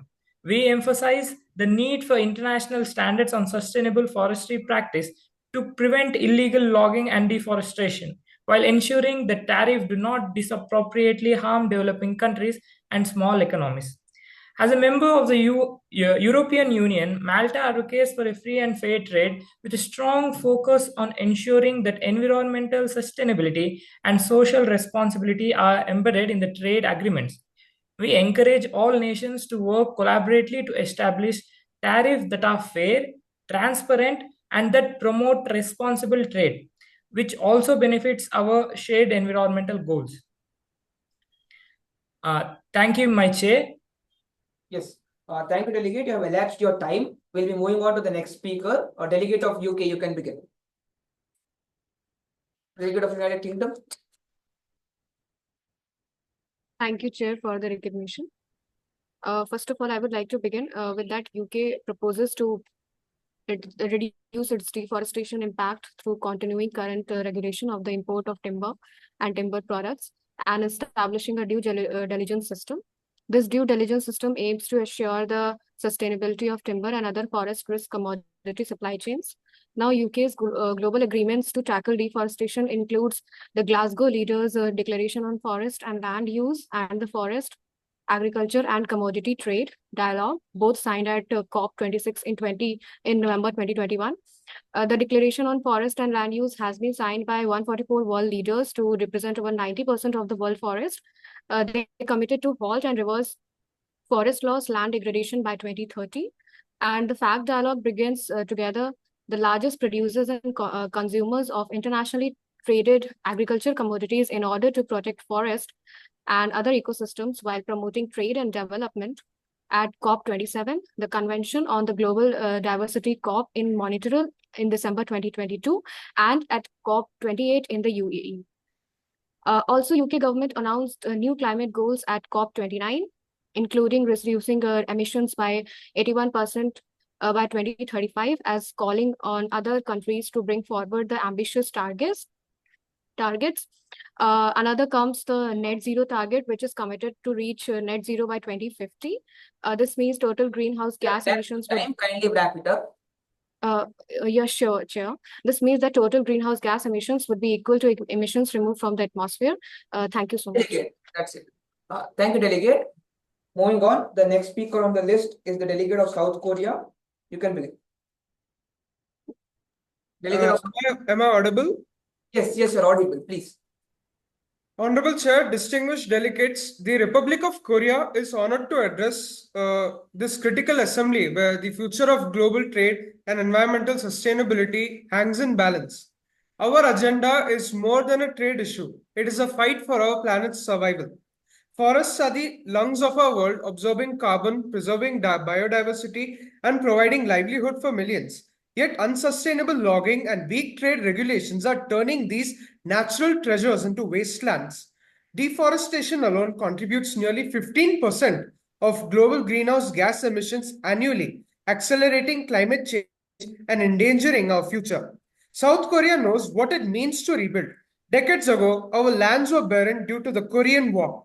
Through bold policies like National Reforestation Campaign and the Green New Deal, we restored over 63% of our land as forests, proving that sustainability is achievable. Our act on the sustainable use of timbers excludes illegally logged wood, setting an example for responsible trade. Honorable Chair and delegates, Trade is not the enemy. Misguided trade is. The Republic of Korea proposes reducing tariffs only for sustainably certified timber products, establishing a global carbon equity fund for reforestation, and using the latest technology to combat illegal logging. Let us transform trade into a catalyst for conservation. Together, we can ensure that the forests of today remain the lifeline of tomorrow. The time to act is now. Thank you. Thank you, Delegate. You have elapsed your time. With that, we'll be moving on to the next speaker. The next speaker is the Delegate of Spain. Yes, sir. Yes, you can begin. Thank you so much, sir, for giving me this opportunity to represent as a delegate of Ministerial Conference. As being the part of Spain, as a member of the European Union and the participating in global environment and trade agreement, play a crucial role in the reduction of a tariff in timber and wood production and addressing their climate and impact on the climate change. First of that, active role in a United Union in trade policy. As the Spain trade policies align with the European Common Union policies that they are the part of the World Trade Organization, and they provided the measure and consistent with the sustainability and environmental protection standard. Second point, they are promoting the sustainability forestry. They are promoting and they said that a tariff reduction do not lead to deforestation or illegal logging, promoting the use of certificate scheme like forest stewards council and program of endorsement of forest certificate. Thirdly, they are promoting the climate change and leadership in the Paris segment, staying work in integration trade policy with the climate action goals.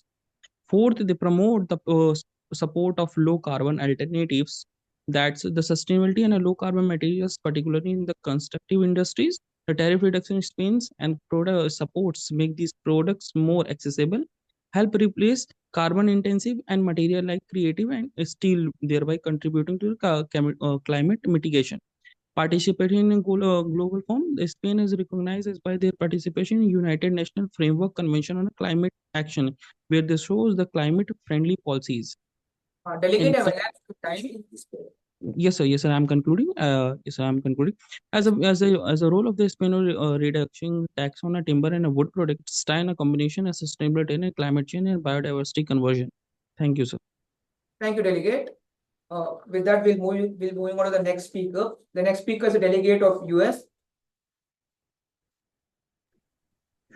Am I ready? Yes, you can start. Yes, you can start. Thank you for the recognition, sir. As a USA delegate, I strongly believe that reducing tariff on timber and wood products is essential for promoting sustainable forestry practices and combating climate change. Firstly, I want to state that the reducing tariff will increase trade in certified sustainable products and benefiting domestic industries and promoting economic growth. This will create jobs and stimulate innovation in forestry sector. Second one, the USA is committed to promoting sustainable forestry practices globally. By reducing the tariff, we can also incentivize other countries to promote or adopt similar practices, reducing the environmental impact of forestry operation worldwide. Thirdly, I want to state that reducing tariff on timber and wood products will also help to mitigate climate change. As Mahatma Gandhi once said, the earth has enough resources for our need, but only enough for our greed.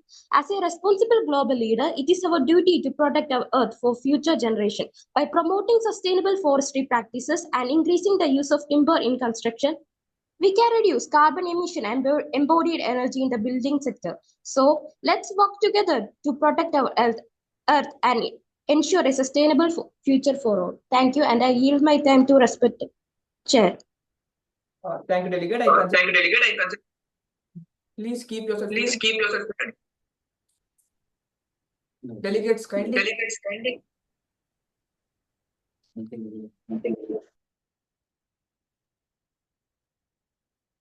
Delegates, with that, we'll be moving on to the next speaker. The next speaker is delegate of Fiji.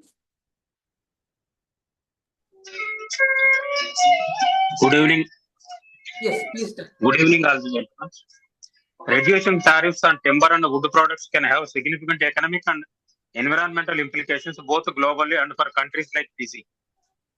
Lower tariffs generally stimulate trade by reducing costs, potentially increasing the demand for timber products.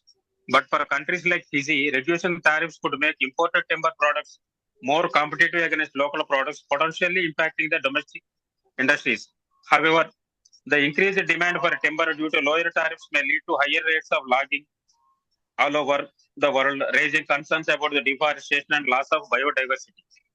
And in the case of one case study by US Department of Agriculture assessed the economic and environmental impacts of accelerated tariff liberation initiative, which proposed accelerated tariff reductions in the forest products sector, but the findings suggested that such reductions could lead to increased timber harvest globally, potentially affecting forest sustainability. In the case of Fiji, Fiji is highly susceptible to climate change and extreme weather events, which already impacts its forestry sector. Increased logging due to tariff reductions could exacerbate environmental vulnerabilities. And also, Fiji has initiated programs to promote sustainable forestry, such as the Plant a Tree Save Fiji campaign, aiming to balance economic benefits with environmental conservation. However, being the signatory to many international treaties, Fiji is of the view that while reducing tariffs on timber and wood products can offer economic benefits by enhancing trade, it is crucial to implement and enforce sustainable forestry practices to mitigate potential environmental repercussions. That in that way, balancing economic growth with environmental conservation remains a key challenge for policymakers, particularly in the case of vulnerable regions like Fiji. Thank you. Delegate, you have elapsed your time. We will end your speech over there. Thank you, Delegate. With that, we'll move on to the next speaker. Before we move on to the next speaker, we'll be recognizing more speakers for the GSM, since Argentina as of now is the last speaker. All of you who wish to be included in the GSL, kindly raise your hands. Madam Vice Chair will be calling out your names. Once your name has been called out, kindly lower your hands. Those of you who have already spoken once, please lower your hands. Oh, yes, please. Yeah. Comoros. Kindly. Okay. Gabon. Portugal. Singapore. Maldives. Russia. And Thailand. If any other delegate wishes to speak, please raise your hand. Switzerland.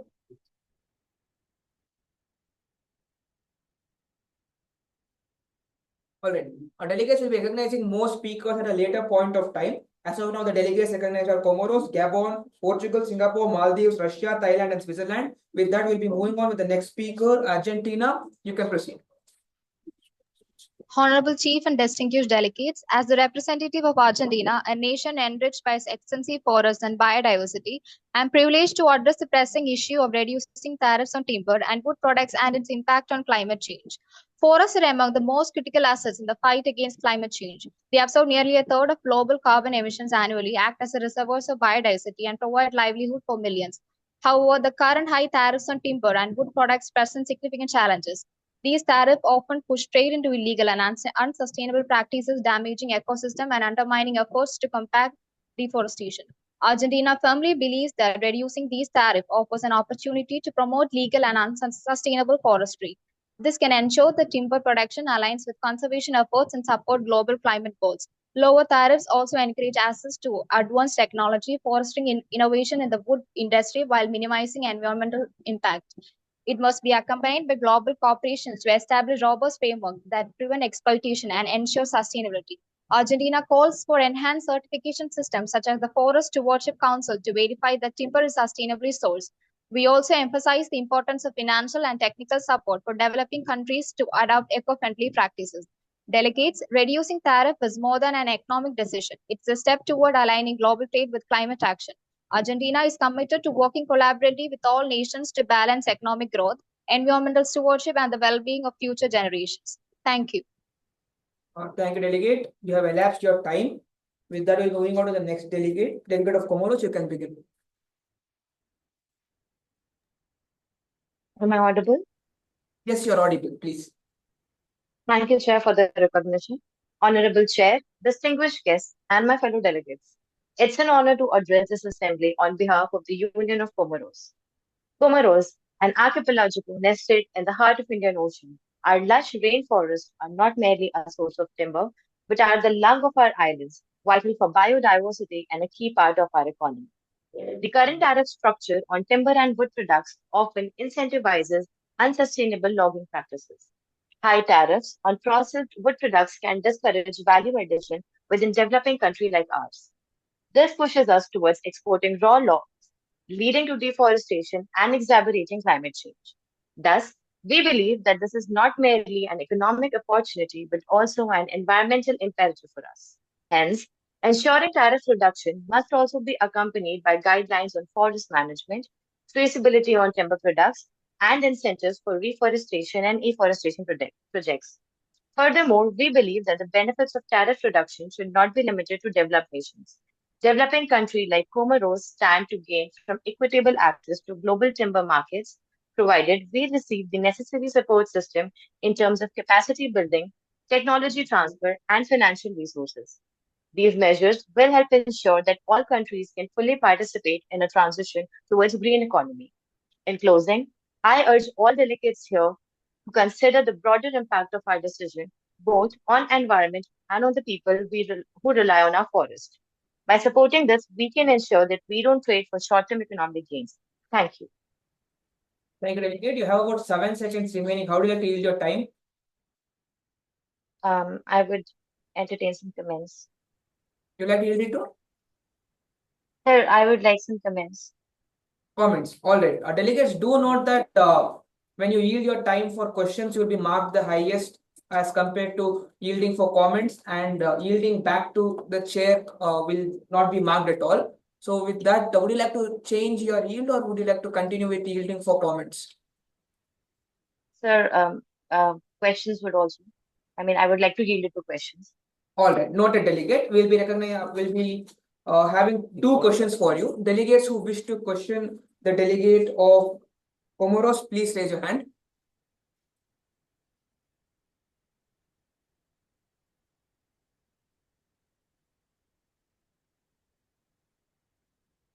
All right, there are no questions for the delegate of Comoros. With that, we'll be moving on to the next speaker, delegate of Gabon. Thank you.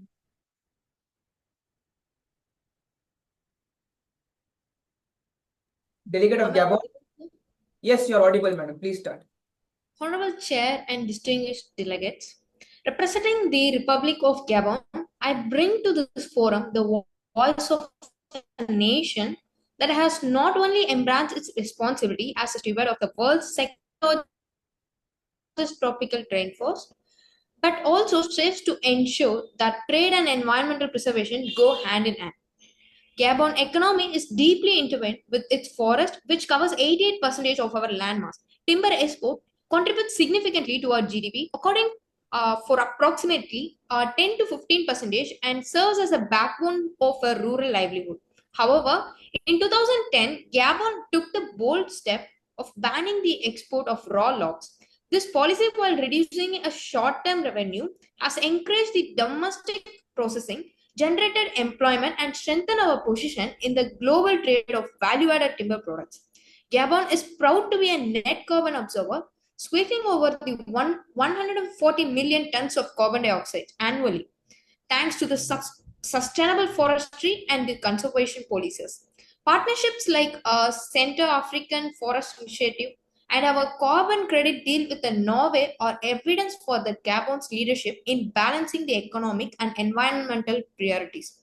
We advocate for the reducing a tariff on processed timber, which supports the industrialization and fair trade. However, tariff reduction on raw logs risk undermining the policies that foster the local growth and sustainability.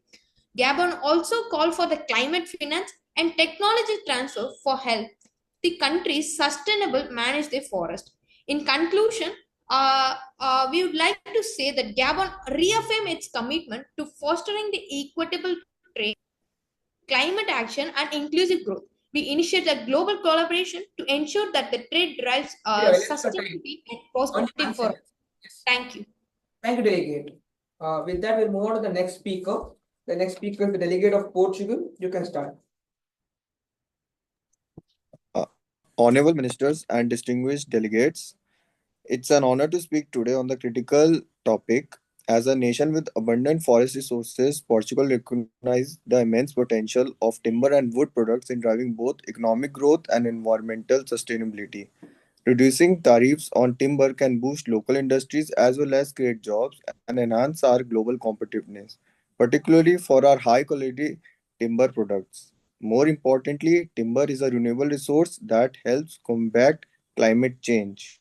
By reducing timber carbon intensive materials like steel and concrete while stably storing carbon in the process. However, tariff reduction must go hand in hand with strong sustainability measures. It is vital to maintain responsible forest management practices. In conclusion, by responsibly reducing tariffs on timber and wood products, we can unblock economic opportunities, contribute to global climate goals, and help build a more sustainable future. Portugal is ready to lead by example, working together with our partners to create a greener, low carbon economy. Thank you. Thank you, Delegate. You have about 18 seconds remaining. How would you like to yield your time? By questions, if any. All right. Delegates, we can accommodate 3 questions. Delegates who wish the delegate of... Honorable Chair. Yes. I would like to ask the Honorable Delegate of Portugal. Portugal has been a leader in sustainable forestry practices and implemented innovative policies to promote the use of certified sustainable timber. So, how can other countries learn from the Portugal's experience, and what role do they think reducing the tariffs on timber and wood products can play in promoting sustainable forestry practices globally? Sorry, I didn't get the question. Can you repeat? How can other countries... Please keep the question brief.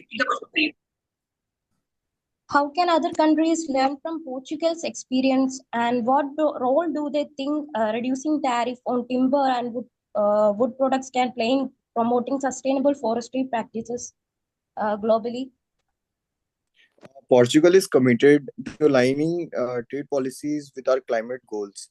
So we aim to promote sustainable forest management, forest green construction, and ensure that timber trade supports both economic development as well as environmental protection. Yes. All right. Thank you, Delegate. Are there any others who wish to ask question? Yes, Delegate of St. Lucia, you can ask the question.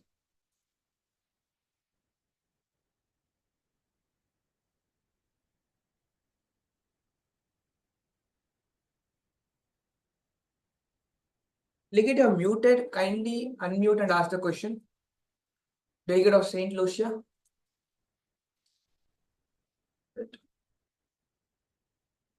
Let me moving on with the next speaker, Delegate of Singapore. Yes. Honorable Chair, esteemed ministers and distinguished delegates, it's an honor to stand before this distinguished assembly to discuss an issue of profound importance: the reduction of tariff on timber and wood products and its implications on climate change. As a globalized nation, Singapore thrives on free trade and robust international cooperation. We are committed to fostering an open trading system that promotes economic growth and inclusivity. At the same time, we recognize the urgency of addressing the climate crisis, which threatens ecosystem, livelihoods, and economies worldwide. Singapore firmly believes that economic growth and environmental sustainability must go hand in hand. To this end, Singapore advocates for 3 key principles. One is encouraging sustainable practices, that is, trade liberalization in timber and wood products must be accompanied by the enforcement of sustainable forestry practices. Singapore calls for stronger commitment to international certification schemes such as the Forest Stewardship Council and the Program for Endorsement of Forest Certification, and then to strengthen global cooperation and in investing in carbon mitigation strategies. The timber sector must prioritize climate positive practices such as reforestation and the use of wood as a sustainable building material. As we convene today, Singapore stands ready to collaborate with all stakeholders in crafting policies that balance economic progress with environmental responsibilities.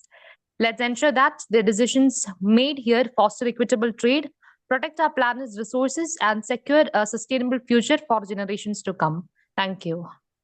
Thank you, Delegate. You have about 10 seconds remaining. How would you like to yield your time? I would leave it to the chair.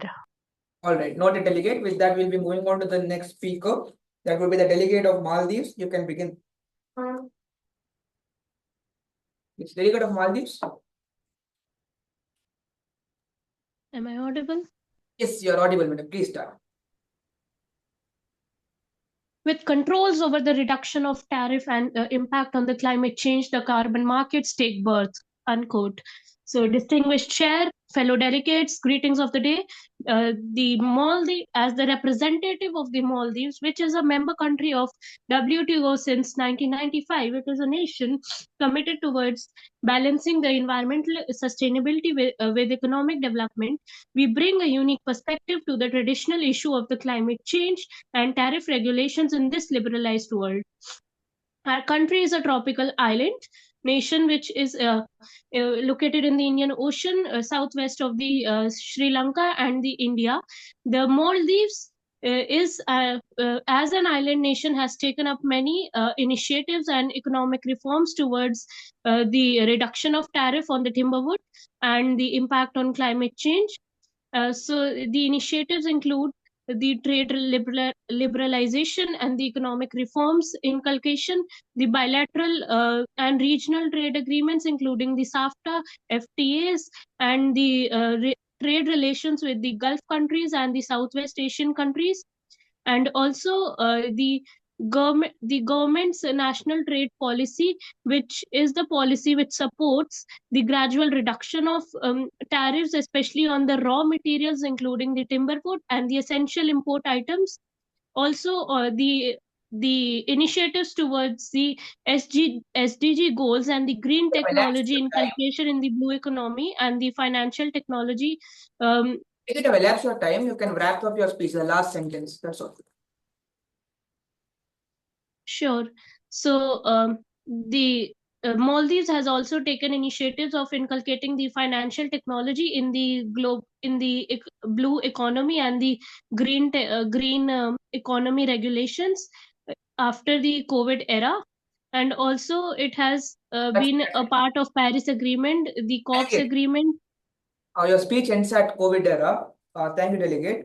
We're moving on to the next speaker, delegate of Russia. Yes, Please, sir. you can start. Am I? Yes, you're audible.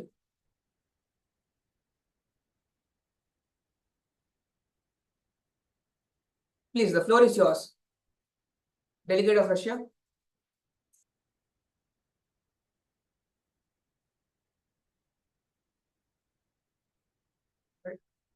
Delegate of Thailand, are you there? Yeah, sure. Yes, you can start.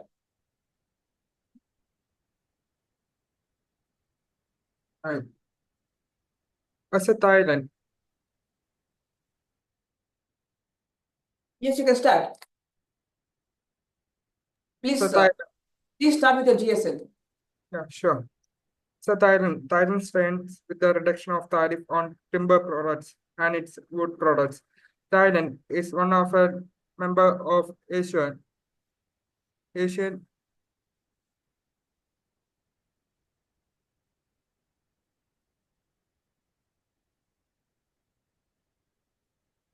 you hear me? Yes, we can hear you, please. Yeah, sure. Thailand is one of the members of Asian AS.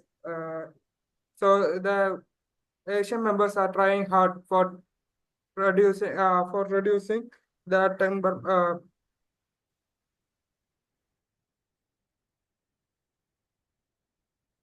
I request the chair. Can you give me another chance? Like I'm facing a network issue. All right. No worries, delegate. We'll be recognizing more speakers again, and you can raise your hand to be recognized at a later point of time. We'll be moving on with the next speaker. A delegate of Russia, are you there? We could hear you earlier. Delegate of Russia? All right. As of now, delegate of Switzerland is the last speaker on the GSL. So we'll be recognizing more speakers right now.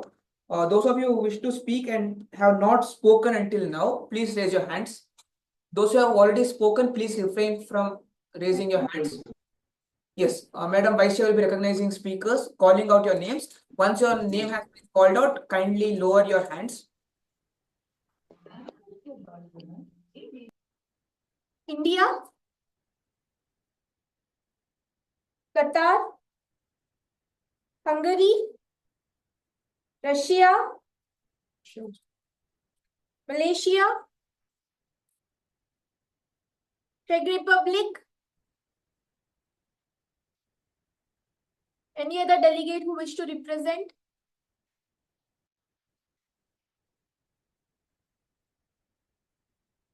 Saint Lucia,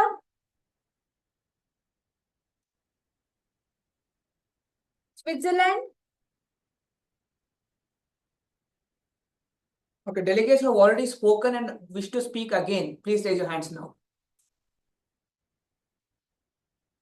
Delegates have already spoken in GSL and wish to speak again, you can raise your hands. Germany,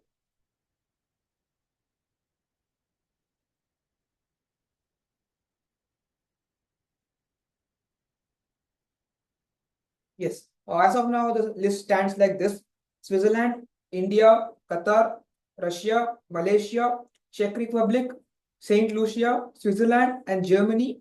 If any other speakers wish to be added in the GSL, kindly raise your hands at this point of time. Yes, Hungary, you are recognized. Denmark, Malaysia. All those delegates who wish to speak, please raise your hand. We'll be recognizing more speakers at a later point of time. We'll be proceeding with the GSL of delegate of Switzerland.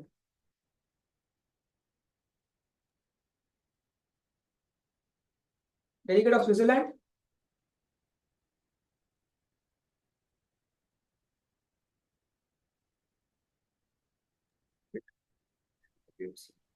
Delegate of India.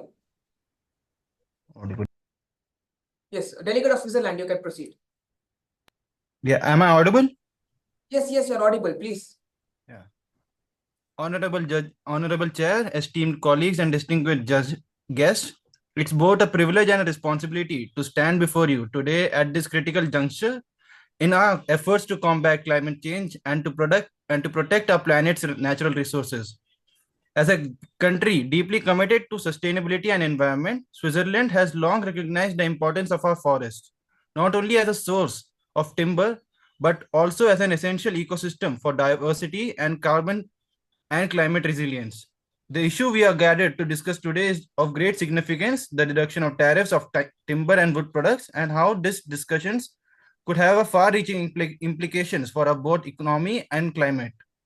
By reducing tariffs on timber and wood products, we can facilitate the transitions to more sustainable practices in forestry sectors, boost innovations, and foster international cooperations. But with this opportunity comes responsibility, a responsibility to ensure that these changes are in harmony with our environmental goals and encourage harmful practices and does not encourage harmful practices such as illegal logging or unsustainable deforestation. In conclusion, we must adapt our laws to ensure that tariff reductions are accompanied by stronger safeguards against illegal logging, environmental degradation, and overexploitation. This includes promoting sustainable forest management, ensuring transparency in timber sourcing, and innovations that further contribute to carbon reduction. Thank you. Thank you, Delegate. You have about 10 seconds remaining. How do you like to yield your time? I yield it to the questions. Yes, we are entertaining two questions. Delegates who wish to question the delegate of Switzerland on the delegate's speech, please raise your hands. I have a question. Once we'll just see who all are raising their hands.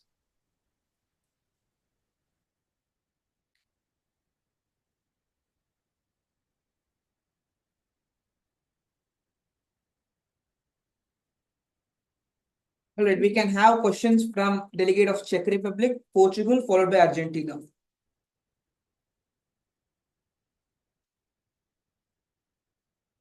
Yes, delegate of Czech Republic, please ask your question. Thank you, Chair, for the recognition.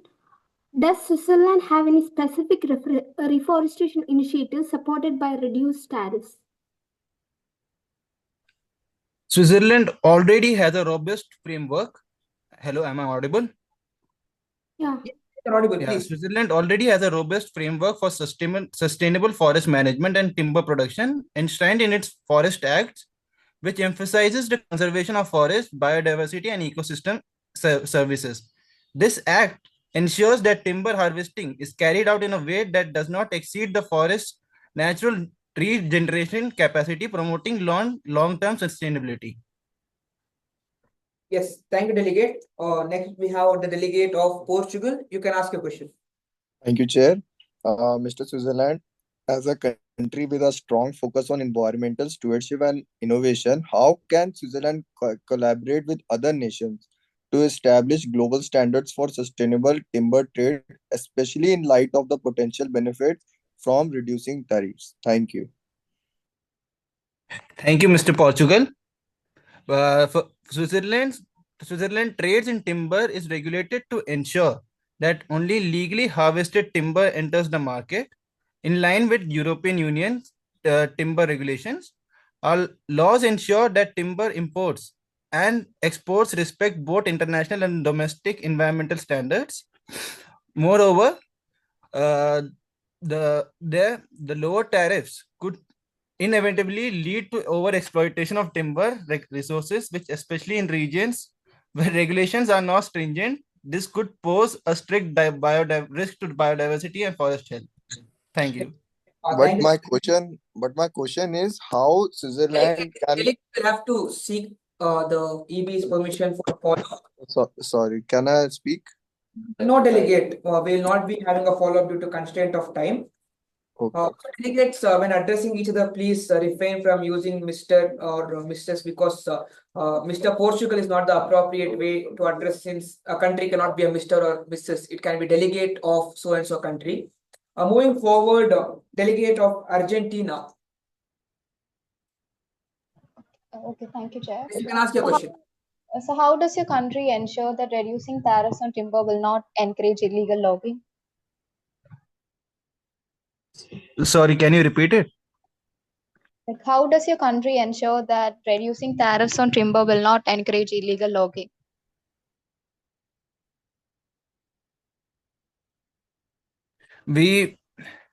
By lowering tariff, we encourage the use of more sustainable timber and wood products in constructions and manufacturing. Timber also has a low carbon footprint compared to other building materials. Reducing tariffs could also benefit by Swiss timber producers, but could create market opportunities for timbers from other countries.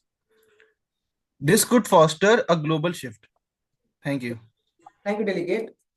Now we have already covered 18 speakers so far. At this point of time, the EB will smile upon a motion. Delegates, are there any motions on the floor? Again, for the first timers, motion is the process by which you bring in a moderated caucus or an unmod. You may raise your hand and raise a motion. The delegate of so-and-so country would like to suspend formal session and enter into a moderated caucus to discuss so-and-so topic for so-and-so time with individual speaker time of so-and-so seconds. That's the verbatim. In case any of you have a motion for a moderated caucus or for an unmod, you can raise your motion at this point of time. Please raise your hands. Syntax is given to them.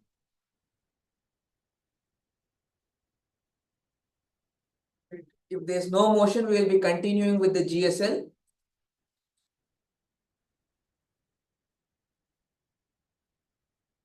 Yes, delegate of Norway, you are recognized. Yes, Chair. So the delegate of Norway would like to suspend the formal debate and would like to start the I would like to start the moderated caucus on the topic of encouraging innovation in timber processing to enhance efficiency and sustainability for the total speakers of 10 speakers with 60 seconds each. Right? Delegates, are there any other motions on the floor? That motion is in order. Delegates, are there any other motions on the floor?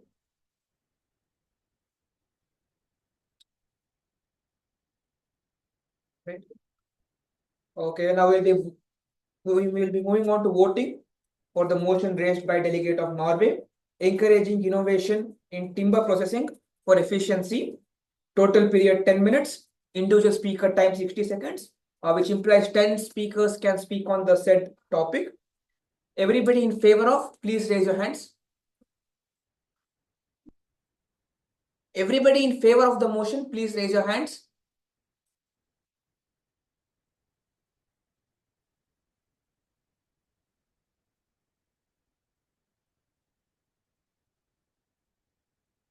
So it's Denmark, Norway, Germany, Republic of Fiji, Malta, South Korea, Russia, Egypt, Singapore, Gabon.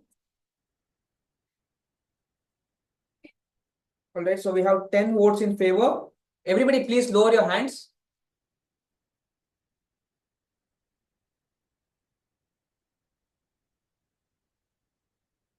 Yes. Everybody against, please raise your hands at this point of time.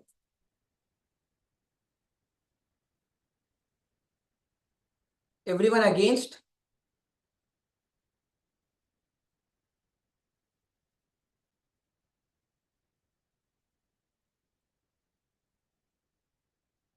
Okay, 5 more seconds. Everybody against, please raise your hands. But seeing no opposition, this motion passes. Delegates, now you are in a moderated caucus for the next 10 minutes to discuss encouraging innovation in timber processing for efficiency. Delegate of Norway, would you like to go first or would you like to reserve your right to speak? No, I'll go in between, Chair. All right. Delegate, you can't go in between. When we recognize further speakers, you will have to go forward. In case in the initial recognition itself, we are to exceed 10 speakers, then you will have to go last. Okay, Chair. Delegates who wish to speak in this moderated caucus, please raise your hands. Madam Vice Chair will be recognizing the names. Delegates who wish to speak, please raise your hands. Regarding the said motion,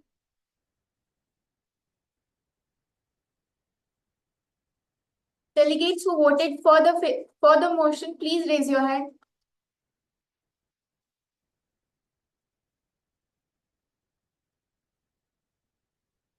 Delegates, please raise your hands.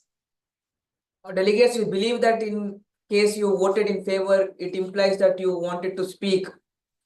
In the contrary, you would have not wanted the motion to pass.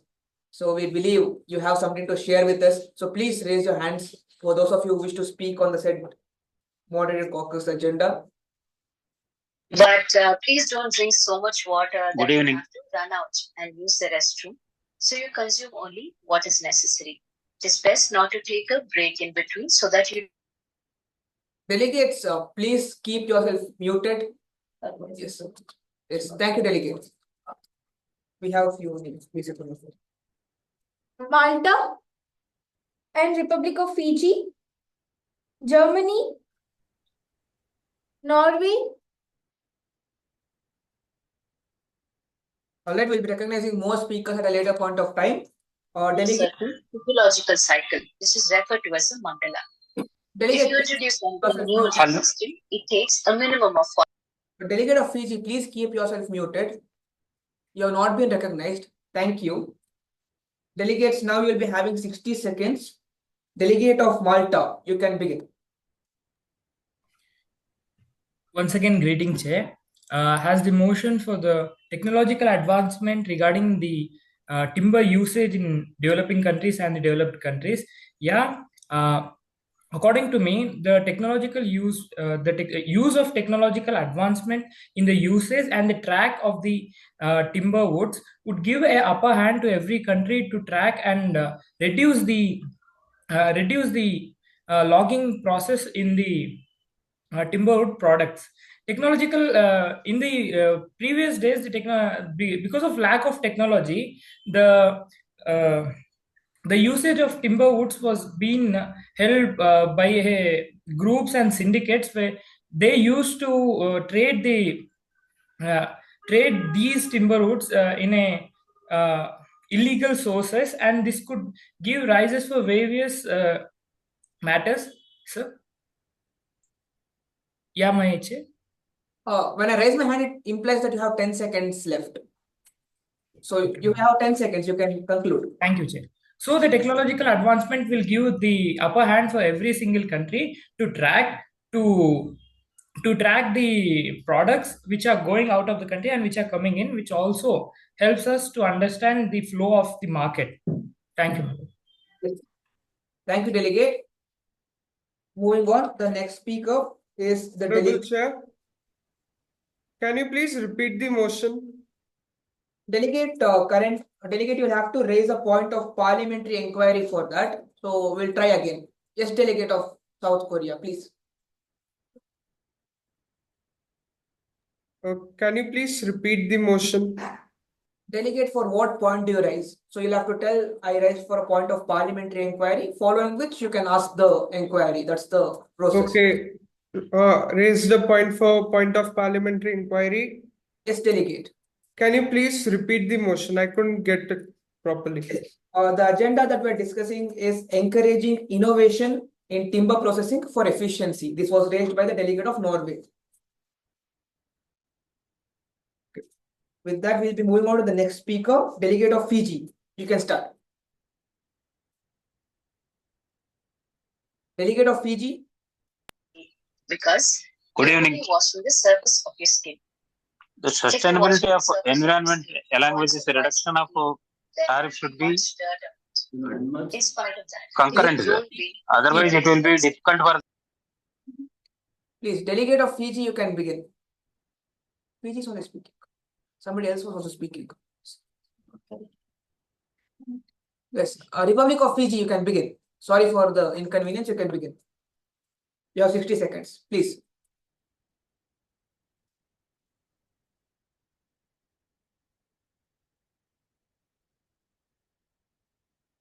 Delegate of Fiji.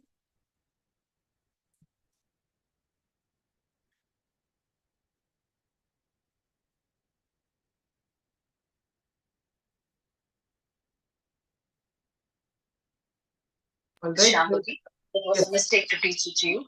Hello. Good evening, sir. You will not give it up because by then you would have realized how significant it is in your life. But when Good evening, sir. realizing its Who is speaking? Please keep Republic of Fiji. commitment that you'll do it for 6 months. No, delegate of Fiji is already speaking over there. Wonderful. Delegate of Fiji, could you state your name? The next aspect is delegate of Fiji. Here. Please. Good evening, sir. Please let me know your If name. you convert it into knowledge. Sustainability of environment along with the reducing the tariffs should go concurrent, sir. Delegates, please. Perceive and receive in a certain Delegate of Fiji, please tell me your name to authenticate your profile. Delegate, yes. Delegate of Fiji, please let me know your name. Gangadhar Rao Gali. Yes, Gangadhar Rao Gali, you are the we'll be going over them. A delegate from Fiji. Needed support will be provided at every. Is that okay? As per our Gangadhar Rao Gali is the delegate of Fiji, so we'll be going forward with you, sir. Yes, you can start. Important that a process of this depth is Can I continue? Yes. Republic of Fiji. Someone who wishes to clear must receive it properly. Good evening, sir. Even if you share it on a video, actually you could be Sustainability of environment along with the reducing tariffs should go concurrent. Utilizing the day-to-day changing advanced technologies, sir. That is the opinion of Fiji. Thank you, sir. Are these rules okay with you? You agree? Okay, one second. Don't worry.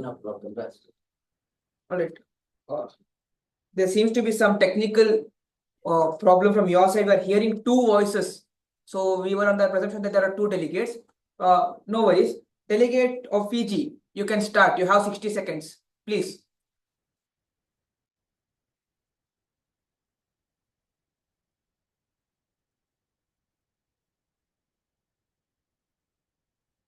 Okay.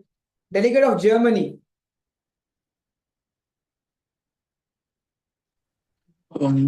Thank you, jury members, to give me such time to this topic. The German Federation views on that, as we all know, one second. Germany, which has a long championed green technology and sustainable policy, recognizes that the broader adoption of timber-based solution can significantly contribute the decarbonization of the building sector, which increases global awareness about the need of the address to climate. The promotion of wood products are a primary alternative to high-emission building material alliance, as well as the country's own green agenda by reducing tariffs on timber and wood products.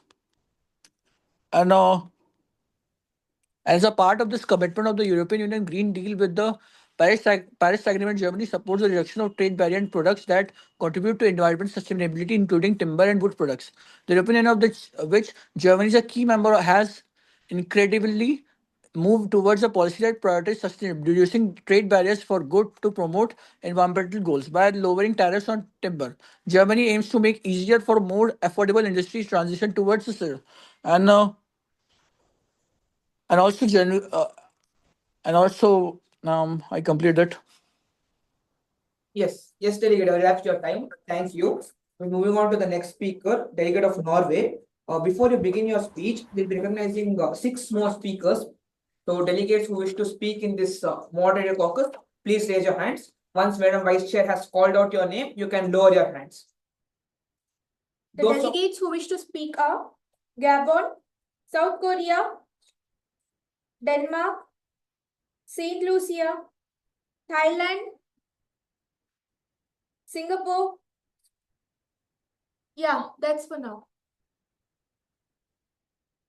The delegates in the order are Gabon, South Korea, Denmark, St. Lucia, Thailand, Singapore. We can accommodate one more. Fiji did not speak. Okay. No, one more. Anyone who has raised their hand.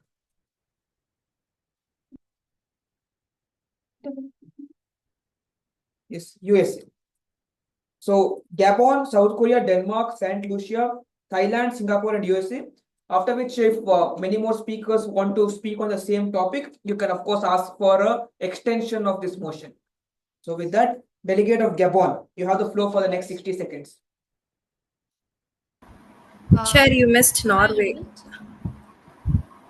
Sorry, apologies. Yes, delegate of Norway, you can start. Yeah, okay.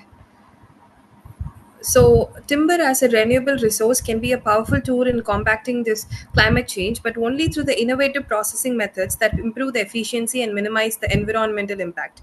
By embracing these new technologies, we can reduce the waste, increase the lifespan of the timber products, and make the entire process more energy efficient. Norway has been the forefront of this innovation, so the country has also campaigned cross laminated timber, a sustainable building material that is not only strong but also stores carbon and making it an excellent alternative to the carbon extensive materials like concrete and steel. Norway has also advanced wood-based composites and also bio-based chemicals which further enhance timber's versatility and also the sustainability. Additionally, Norway is exploring the use of digital products like blockchain to track the timber from the forest to the market, ensuring the transparency and that product come from the sustainably managed forest. By combining the technology with the sustainable practices, Norway is setting an example to the world, I guess. Yes, delegate. We will be ending your speech over there. Yeah, okay. Thank you, Chair. Thank you, delegate. Moving on, the next speaker is delegate of Gabon. Before that, delegates, do note that at the end of the conference, a Google form will be shared with all of you.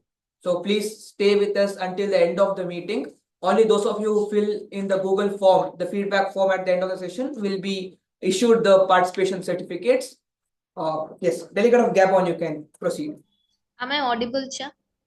Yes, you are audible, please. As a representative of Gabon, I urge this forum to view a tariff reduction as an opportunity to derive an innovation in sustainable forestry. Gabon is already investing in advanced timber processing technologies to add a value locally while preserving our forest. We call for global collaboration to promote an innovation in forest management, efficient resources utilization, and alternative materials. Let us make a timber trade a catalyst for innovation that benefits economic as well as the economic system alike. Together, we can ensure that trade policies inspire the progress and protect our planet for a future generation. Thank you. Yes, thank you, delegate. You have about 30 more seconds remaining. How would you like to yield your time?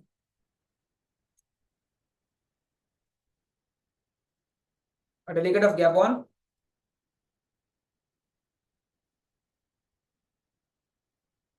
Right. We'll be proceeding with the next speaker, delegate of South Korea.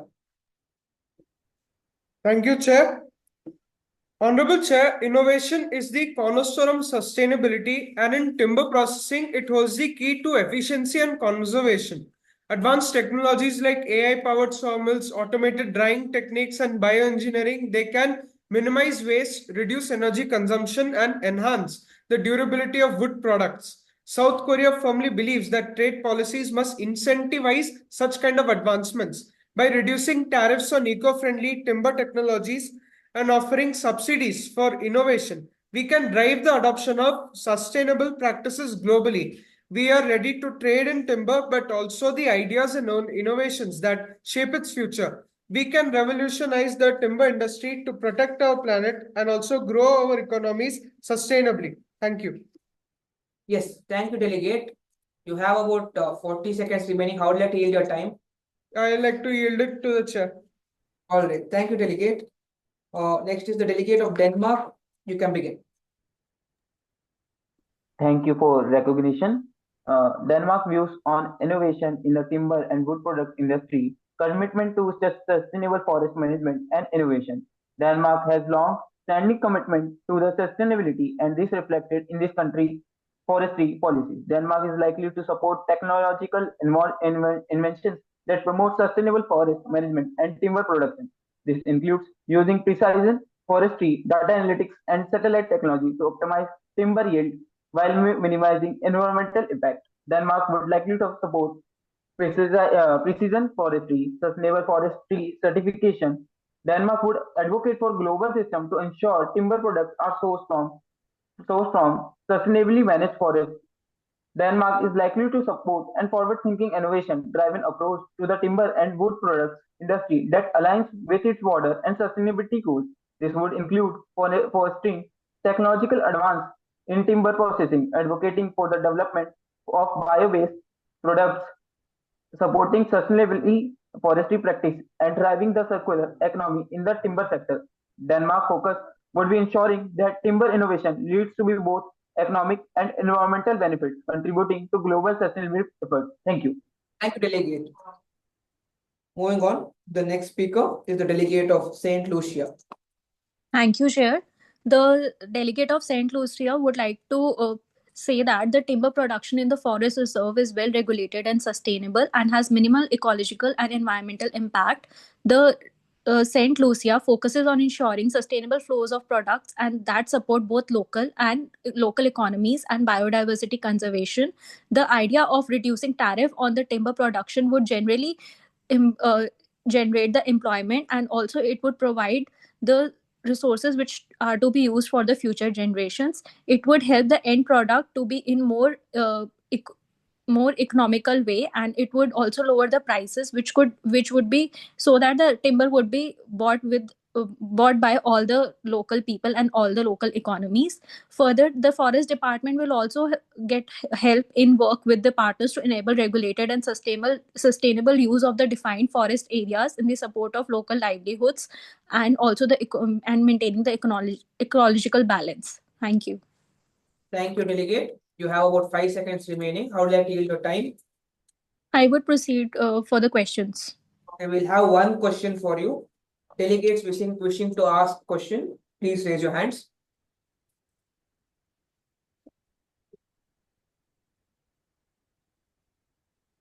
Right, seeing none, we'll be proceeding forward with the delegate of Thailand. You can begin your speech. So, Thailand, as a member of the Asian Union, for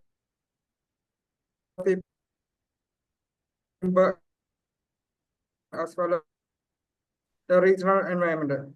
Such a policy could relationship with the countries exporting timbers. If competing countries maintain higher tariff, Thailand might gain a competitive advantage in timber independent industries. To encourage the innovation for timber efficiency, we need new and practice to minimize while maximizing advanced processing technologies, laminated utilization, engineered wood products, optimizing design for timber efficiency. So the key strategies that Thailand is doing now are giving the R&D funding for focusing on researching like innovating in timber processing technologies, including optimized cutting patterns to minimize the waste during lumber production and creating engineered wood patterns to minimize the waste to lumber production. So the digital tracks can be done by doing the blockchain technology, implementing We'll end your speech over there. Thank you, delegate. Yes, Moving sure. on. The next speaker is the delegate of Singapore. You can start. Thank you, Chair. Singapore supports the motion because the nation recognizes the innovation and technological advancements in timber industry as it can lead to more sustainable sourcing, production and use of wood products, as well as for the reduction of waste through recycling and repurposing. We encourage innovation in genetic engineering to produce fast-growing tree species that can meet timber demand while minimizing environmental impact. We also support the use of artificial intelligence and machine learning to optimize timber harvesting and manufacturing processes, reducing waste and improving efficiency. We also promote the use of drones, robotics, and automation in timber harvesting to improve productivity while reducing labor cost and other environmental impact minimizations. We urge governments to provide financial incentives as well as grants and other tax breaks and subsidies to encourage innovation in the timber industry as well as to support sustainable practices. We advocate for establishment of public-private partnerships to fund R&D projects focused on developing innovative technologies and sustainable practices in timber sector. We also encourage governments to adopt policies and other incentives. Yes, thank you, delegate. Moving on, the last speaker in the model caucus will be the delegate of USA. You can begin. Thank you, Honorable Chief. As a USA delegate, I strongly advocate for the innovation in timber processing efficiency by harnessing cut-edge technologies. We can also unlock sustainable forestry practices that drive job creation, stimulate economic growth. The US is committed to reduce waste, enhancing supply chain management, and developing high-value wood products. We recognize the vital role sustainable forestry plays in mitigating climate change, conserving the biodiversity and supporting rural communities. International collaboration is crucial to drive sustainable forestry practices and promote environmentally responsible timber processing globally. By sharing the technologies, best practices, we can create more sustainable and resilient global forest product industries. This collaboration will ensure a sustainable future for generations to come and support the well-being of our planet. The US is committed to working with other nations to achieve their vision and promote sustainable forestry practices worldwide. Thank you. And I yield my time to Honorable Chief. Thank you, delegate. You are right on time. You ended exactly on the second. With that, we have elapsed the speakers list for the model caucus. Delegates, are there any motions on the floor? A motion you can raise immediately after a motion has been already attended to is a motion for extension. So, delegates, are there any motions for extension on the floor?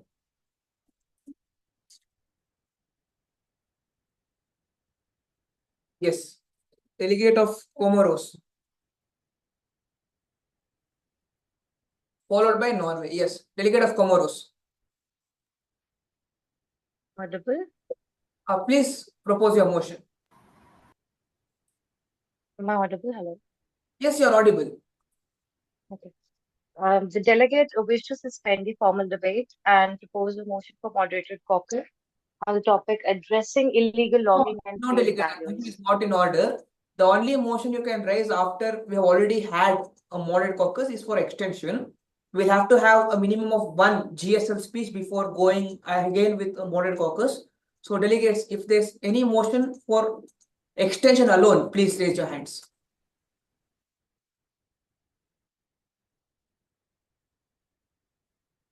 Alright, seeing there are no motions, we'll be reverting back to GSL.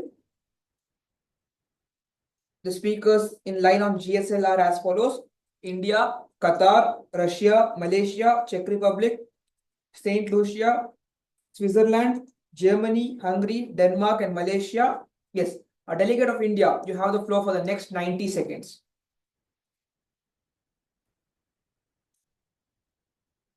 Delegate of India?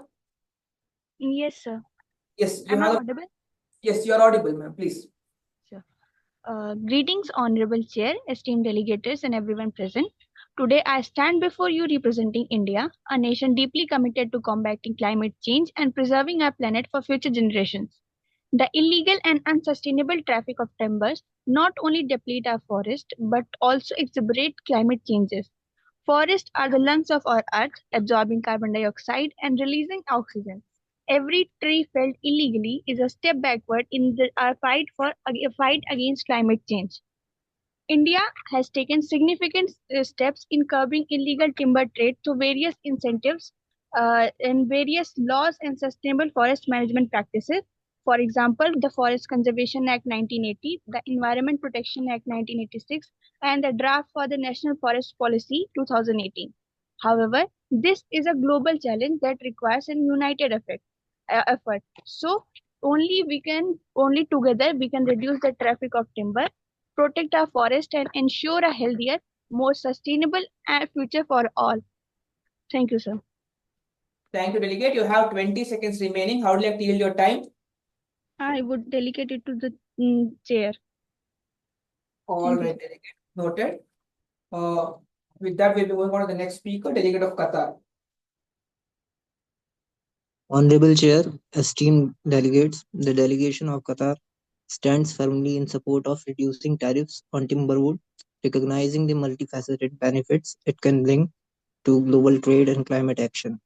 First and foremost, timber is a renewable resource, and promoting its use by lowering tariffs can encourage sustainable practices in construction and manufacturing. By making timber more accessible, we incentivize industries to opt for an environment friendly alternative to concrete and steel, both of which have higher carbon footprints.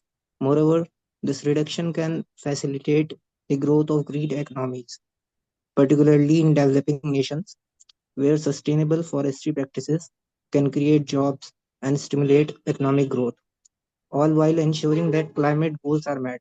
We believe that a balanced approach, encouraging responsible logging coupled with the use of timber in eco friendly industries, will contribute significantly to reducing the global carbon footprint.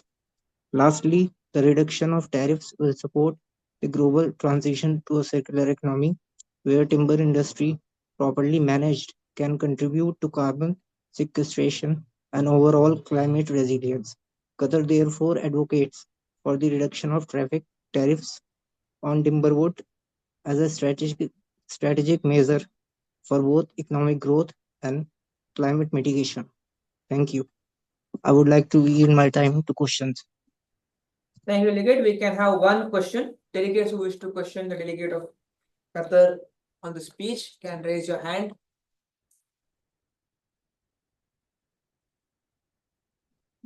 Yes, delegate of Argentina, you can ask your question.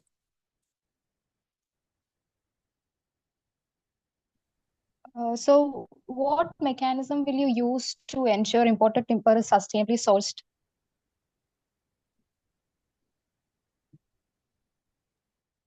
Please repeat. So, what mechanism will you use to ensure the imported timber is sustainably sourced? See, Qatar supports trade policies that benefit both the environment and the economy. The reduction of tariffs on timber could open opportunities for trade partnerships in green economy, facilitating the flow of sustainable goods while also supporting developing countries that rely on timber exports.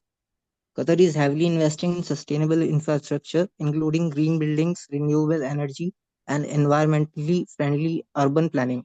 Supporting the use of timber through tariff reduction could further its goal of reducing the environment impact of construction and supporting green architecture in its urban development.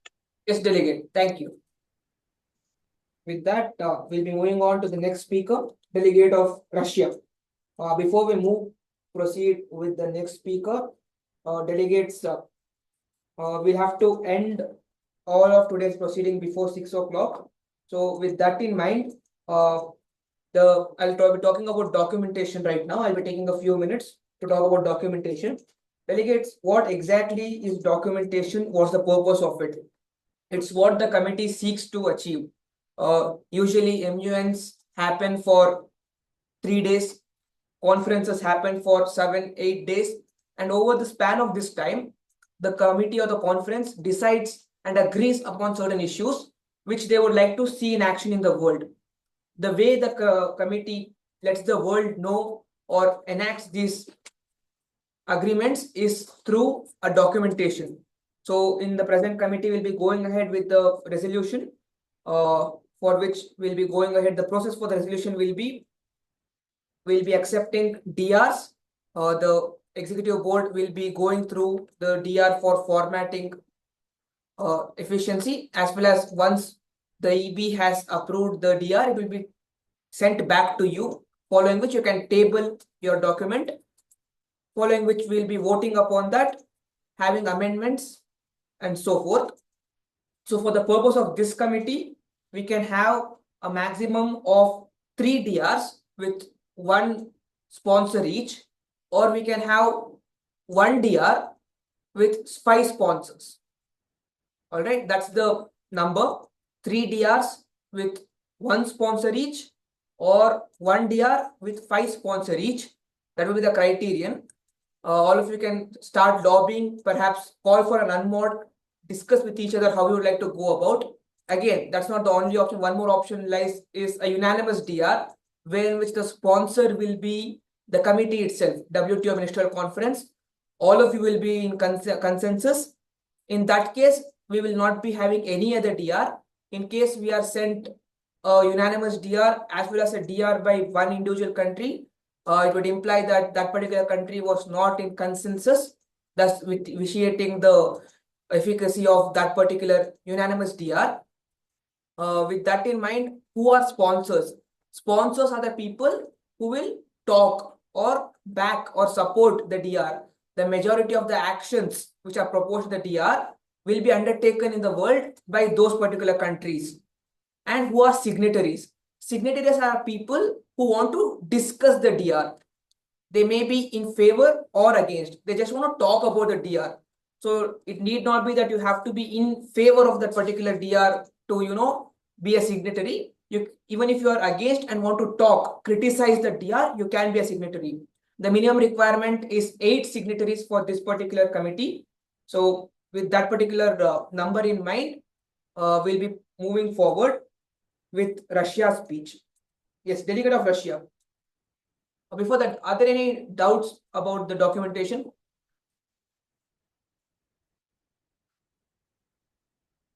Delegates, are there any doubts about documentation? Delegates, all your documents must reach us before 5:20. It's 5:02 right now. You have 18 more minutes. Before 5:20, the documentation must reach us. I'll be dropping an email ID in the chat box. The document must be sent to that email ID before 5:20 Indian Standard Time. Yes, are there any doubts about documentation? Yes, delegate of Norway. Chair, is that compulsory to make DR, or can we go with the press release or something like that? We'll be prescribing DR for this committee, delegate. Okay, Chair.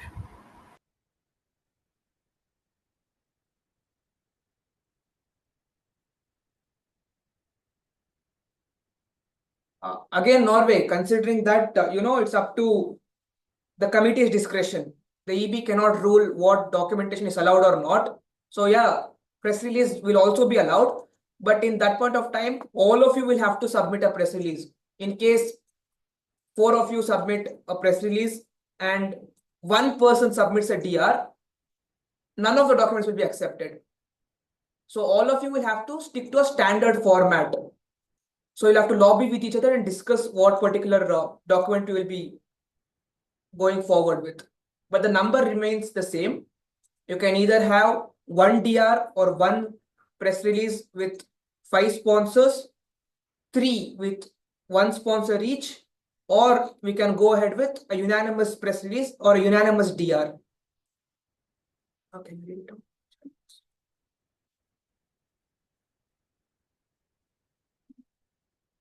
yes, delegates, you'll have to, talk to each other and come to a consensus with what format of document will be going ahead with. Whether you will be going ahead with a press release or a DR, that's the first question. Second, you will be lobbying with each other to decide the number of DRs that will be sent to the executive board.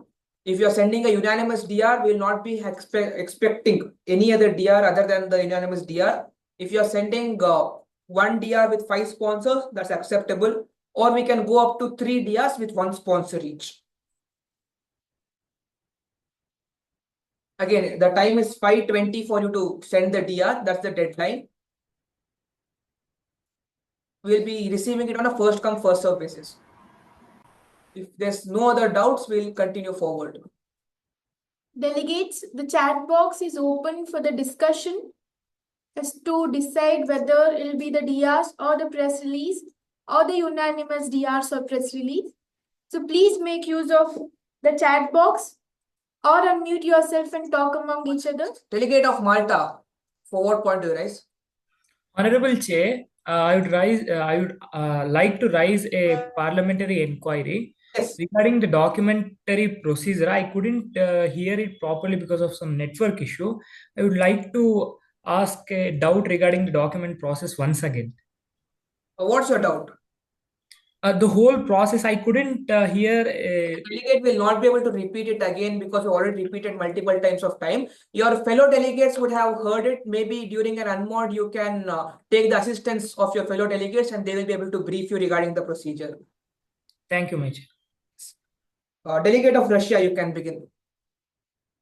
Delegate of Norway, do you have a question?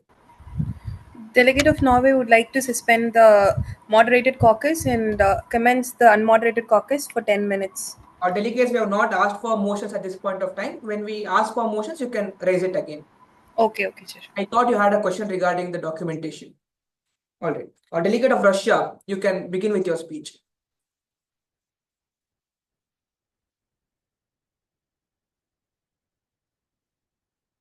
Our delegate of Malaysia.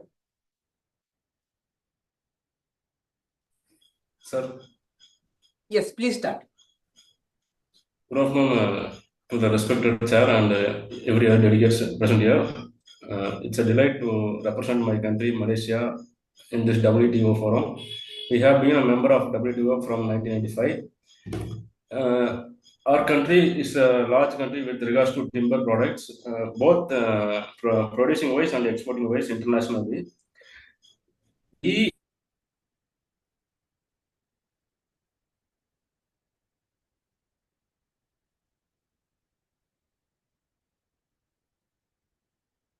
Yes, please proceed. We're able to hear you.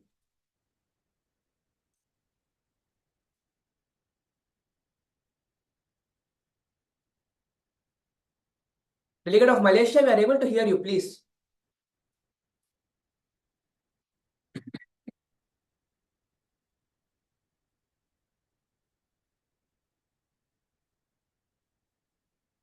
Okay. There seems to be some problem from your side. We'll get back to you at a later point of time. Delegate of Czech Republic. Delegate of Czech Republic, you can start. Thank you, Chair, for the recognition. Honorable Chair, distinguished delegates, the delegate of Czech Republic stands before you today to address a critical issue that intertwines economic policy and environmental sustainability, the reduction of tariffs on timber and wood products, and its profound impact on climate change.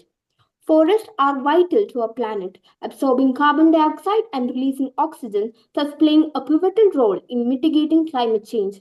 The Czech Republic, with its rich forested landscapes, understands the importance of sustainable forest management.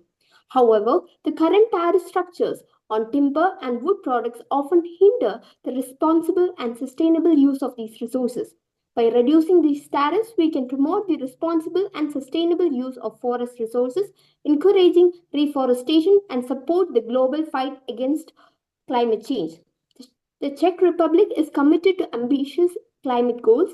Our climate protection policy aims to reduce greenhouse gases by 44 million tons of carbon dioxide equivalent by 2030 compared to 2005 levels. Additionally, we are working towards a long-term transition to a low-emission economy by 2050. These goals are aligned with our national strategy on adapting to climate change, which focuses on enhancing resilience to adverse climate impacts. Lowering tariffs will not only facilitate the trade of sustainably sourced timber but also incentivize countries to adopt eco-friendly practices. Thus, in turn, it will lead to the preservation of biodiversity, the protection of ecosystems, and the enhancement of carbon sequestration efforts. In conclusion, the delegate of Czech Republic urges all member states to consider the long-term environmental and economic benefits of reducing tariffs on timber and wood products. Together, we can create a future where economic development and environmental stewardship go hand in hand. Thank you. Thank you, Delegate. We're moving ahead with the next speaker. That's the Delegate of St. Lucia. You can begin.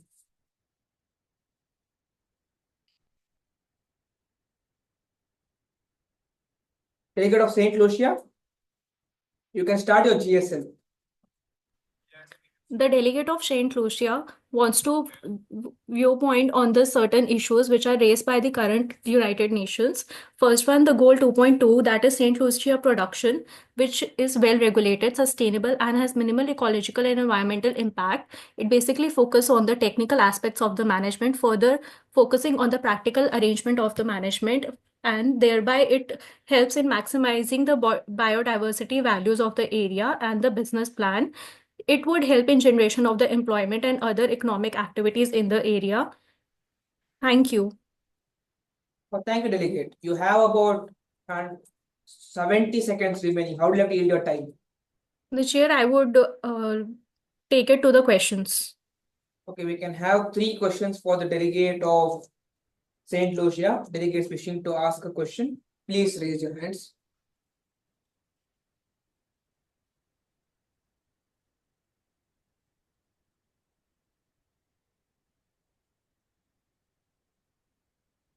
Okay. Delegate of USA, you can ask your question.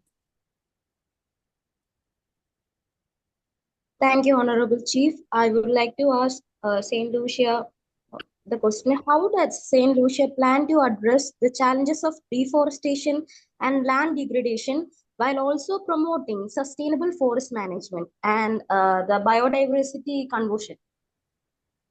Thank you, Delegate of USA, for your question. The Delegate of St. Lucia wants to say that the plan for the deforestation and for the change in the environment in relation to it can be done by planting more trees, and moreover taking the environmental factor in impact into the consideration while seeing that what leads to deforestation and how it can be curbed. The basic ways in which it can be curbed is by planting more trees and using the less polluted environment products. Thank you. Thank you, Delegate. The EB would smile upon a motion at this point of time. Delegates, are there any motions on the floor? Yes, Norway followed by. Alright, I guess only no. Yeah, Norway followed by Comoros, followed by Ethiopia. Yes. So the delegate of Norway would like to suspend the moderated caucus and commence the unmoderated caucus for a total of 7 minutes. All right. That motion is in order, delegate. Comoros.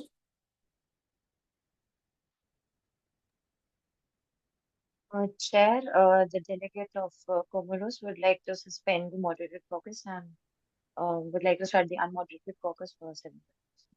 What? So the delegate of Comoros would like to suspend the moderated caucus and start the unmoderated caucus for 7 minutes. Delegates, that's the same verbatim as the delegate of Norway that will not stand. You'll have to raise another motion. In case you were to want the same motion, you can tell the delegate of Comoros would like to second the motion of delegate of Norway. Would you like to second the delegate of Norway's motion? Yes, sir. Yes. All right, noted delegate. Delegate of Ethiopia.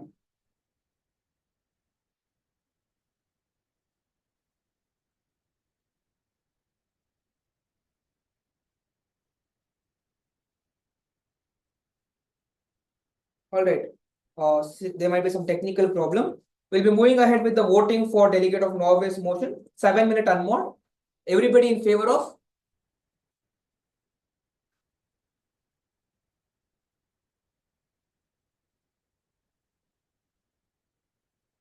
Delegates in favor of Norway's motion, please raise your hand.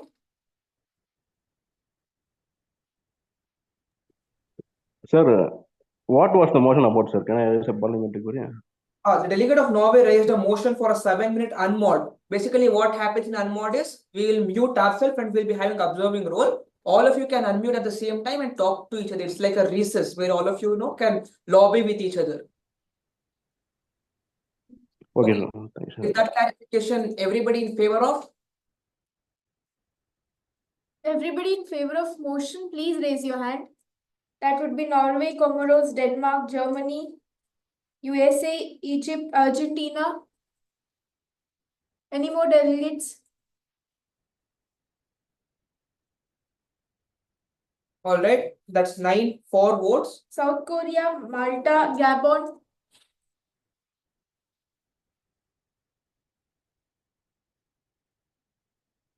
Hungary. 11 for votes. Everybody kindly lower your hands.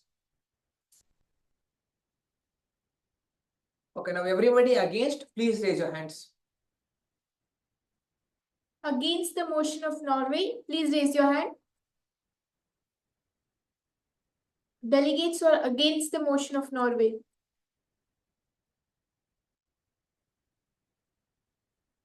All right, this motion passes. You are all in an unmodded caucus for the next 7 minutes. It's 5:16 right now. We will reassemble at 5:23. And by discussion of the executive board, the deadline is extended to 5:30 to submit your documentations. Either unmute yourself and you can discuss among yourself, or you can use the chat box for the same. You can start. You're in an unmod. Sir, please mute us. Mute Manikam. You have 2 more. Delegate of Switzerland, please. You have the floor for the next 90 seconds.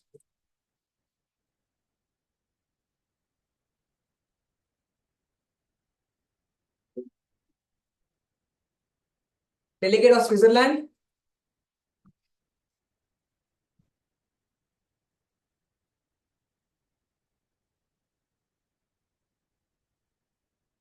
All right. Delegate of Germany.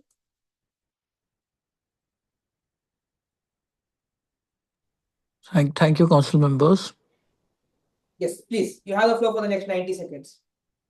Okay. The German Federation wants to give him key points on potential impact of tariff reduction and climate change. In this climate change, tariff reduction can make timber products more accessible and affordable, encouraging their adoption to new construction.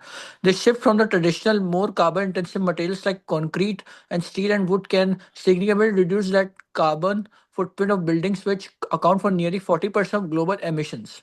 And expansion of carbon sequestration potential. The wood has a unique ability to store carbon. When tree grows, they absorb carbon dioxide and store it in their trunks, branches, and roots. By promoting the use of wood products, especially in the construction of industries, more carbon can be sequestered for the long period. If timber harvested responsibly and used for the construction that have a long life, and it could contribute to a long-term strategy. Support for a circular economy. Tariff reduction facilitate the establishment of circular economy where timber is not just a used in a one-time material, but as part of a cycle. For example, one old wooden buildings can be dismantled and repurposed, thereby reducing the demand for the new timber. And the German support for the tariff reduction on timber products is not unconditional, as a leading proponent of sustainable German Federation stressed that such tariff reduction should be paired such regulation to prevent potential environmental harms and protection illegal logging and deforestation. The European timber regulation is one of the most example of the framework that Germany support to ensure that the one legal source timber enters to the market under regulation under timber imported into the European Union must be traceable and meet legal standard sourcing. Thank you. Thank you, Delegate. You have elapsed your time. With that, we'll be moving ahead with the next speaker, Delegate of Hungary. Delegate of Hungary.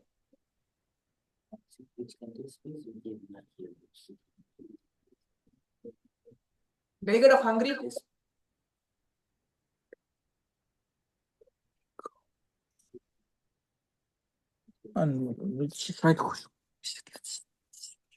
Delegate of Hungary, you have the floor for the next. Also decide for.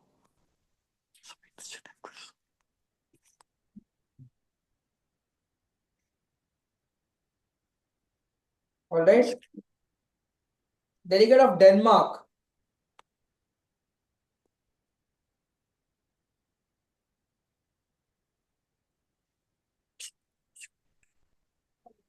Thank you for the recognition. Yes, please proceed. By the reduction of tariff on the timber and wood products, not essential and advancing both global trade and environmental sustainability. As a member of European Union, we support the EU stance in reducing trade by acknowledging the importance of WTO in facilitating global trade and promoting economic development. Denmark committed to a multilateral trading system based on rules and transparency, emphasized the urgency of the addressing climate change and role of the international cooperation in achieving sustainable development goals. Thank you. Thank you, Delegate. You have about 70 seconds remaining. How will you yield your time? I yield my time for, I giving the time for the chairs. All right. Thank you, Delegate. With that, we have come to the last speaker in the list, Delegate of Malaysia. Further delegates who want to be added in the GSL, please raise your hands. Madam Vice Chair will be recognizing.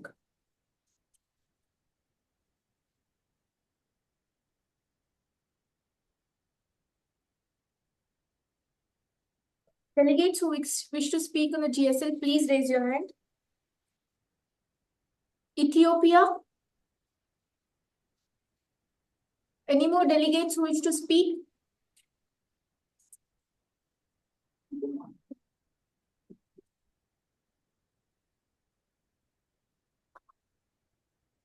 Okay, Ethiopia has been recognized. The last two speakers on the list is Delegate of Malaysia and Delegate of Ethiopia. Also, Delegate, please do note that we're approaching the deadline. You have 1 more minute to send the email. It's 5:29 right now.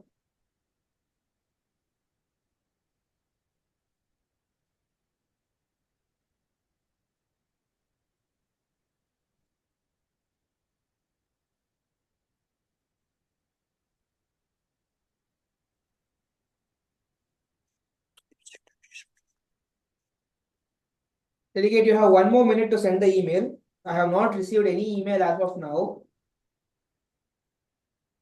Are any of you working on a DR? Just give me a verbal confirmation, just so I know that you are working on a DR at least. Are any of you working on a DR or a press release or any form of documentation? Yes, sir, we are working on PR. Yeah, noted. Oh, it's 5:30 and we have not received. The deadline has exceeded. This will be the last extension in the deadline. 5:35. You have 5 more minutes. Please ensure that the DR, the press release or any documentation that you are doing reaches us before 5:35. If we don't receive any documentation before 5:35, we will be adjourning the committee without any documentation. The committee will be failing. Okay, with that in mind, we'll proceed with the next speaker, Delegate of Malaysia.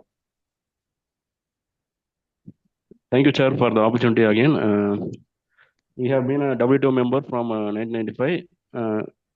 We are delighted to speak about the topic with regards to reduction in tariffs with regards to timber products and its impact on sustainability of climate change.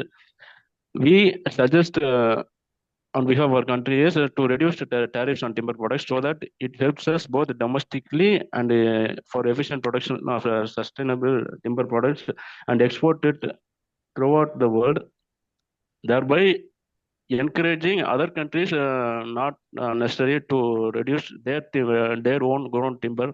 It especially helps with regards to smaller countries who depend on their trees. They can source it from ours because of reduced tariffs. We also suggest for voluntary, not forced, voluntary certification scheme of sustainably produced timber products. We have been enforcing that voluntary scheme from 2005 in Malaysia, and it is very successful. What is the problem with enforcing law is it will be bypassed and a lot of cartels will emerge. There is a recent example with regards to gas products also. A country was burned with regard to humanitarian reasons, but it was bypassed by other countries through different routes. I don't want to mention the country's name because it's a friendly neighbor. Thank you. Thank you so much. Thank you, Delegate. You have elapsed your time. No, you have 30 seconds remaining. How will I yield your time? Delegate of Malaysia. I taken questions, sir. All right, we can entertain 3 questions for the delegate of Malaysia.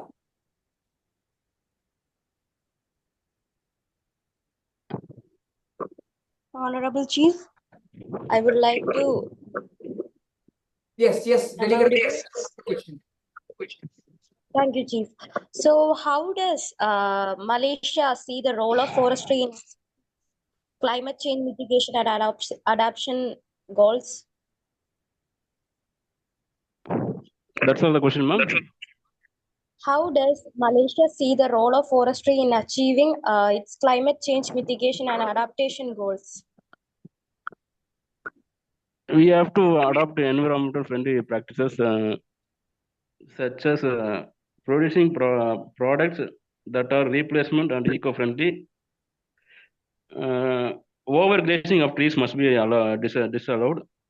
That we have been practicing in Malaysia, and that certification scheme is. Yes, thank you, Delegate. With that, we'll be moving on to the last speaker, Ethiopia. Again, the GSL cannot be exhausted, so we'll be recognizing more speakers. Speakers who wish to speak in the GSL, please raise your hands. Delegates, this is the last call for GSL. So delegates who wish to speak, please raise your hand. After this, no delegate will be given a chance to speak on GSL.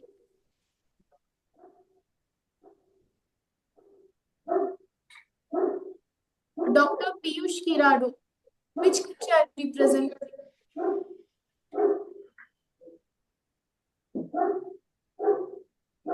Thank you, madam, for giving me such opportunity. Thank you, Chair.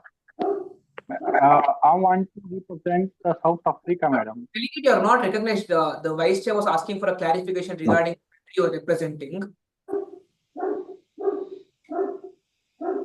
Dr. Piyush, okay, thank you. Country you are representing? There are the voice issue and internet issue, so I can't hear you properly. What country are you representing? I'm sorry, representing the South Africa. Noted. You are recognized. Please continue. Okay. For combating the triple product effect on the climate, and the South Africa, I want to say that we are ready to trade and the tribal, but the surrounding and the forest schemes are the necessity to the pressure over the global system. So it's fully dependent on the revolution and the so its effect on the biodiversity and also affect the upcoming generations. Use of the trade of upcoming government also forestry lungs of the South Africa. So the timber recognize it and the other means are focusing on the combating its digital technology can be help in the avoidance of the timber trade and understood by low use of the forest land. Thank you, sir, for giving me this opportunity.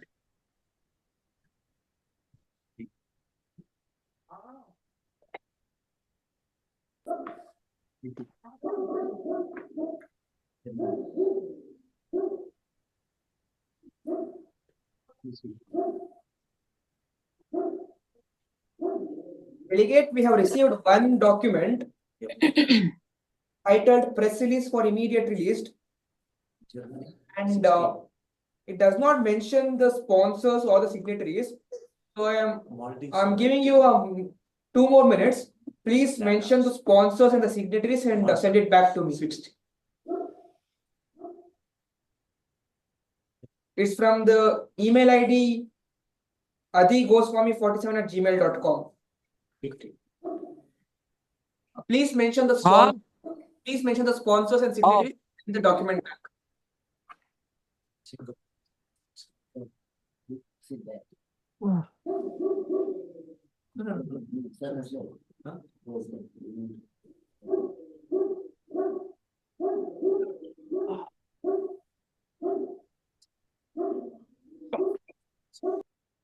Delegate of Denmark, the mail which you have sent, the document which you have sent, does not include the name sponsors. Please include that and resend by 5:40. Okay, ma'am. Thank you. Yeah, also the signatories are missing. Please make sure the signatories are included in the document.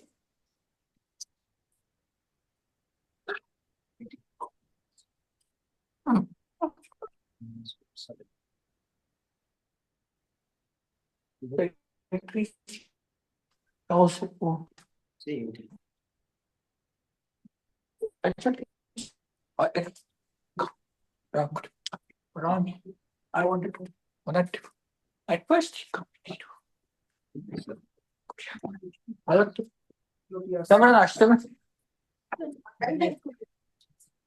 कच्ची है आप क्या बोल दिए भाई? अभी क्या नाश्ता? चाय दो चाय.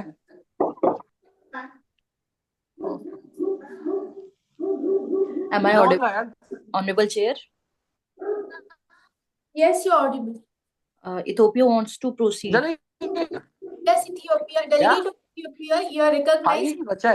GSL.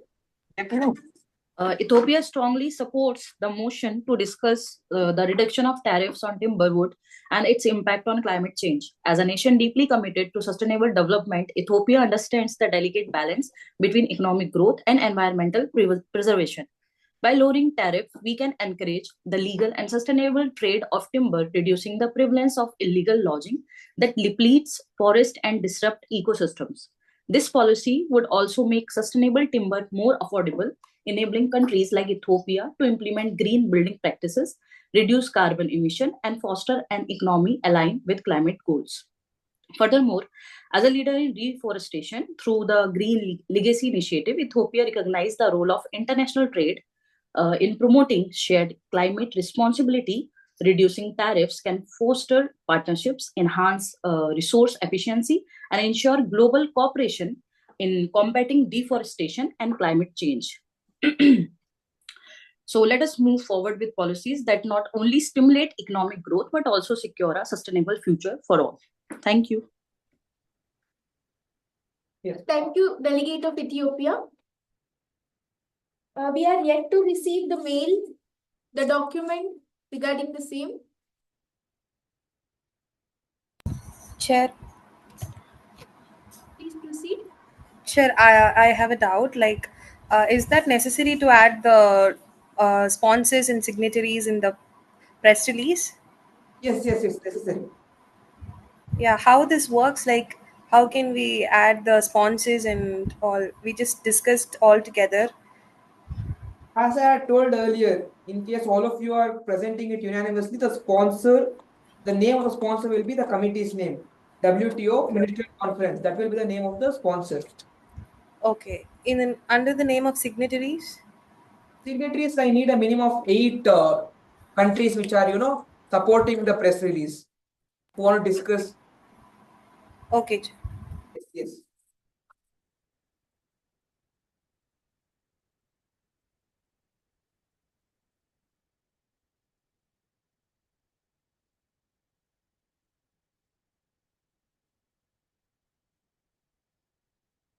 Delegates, please use the chat box to discuss the same.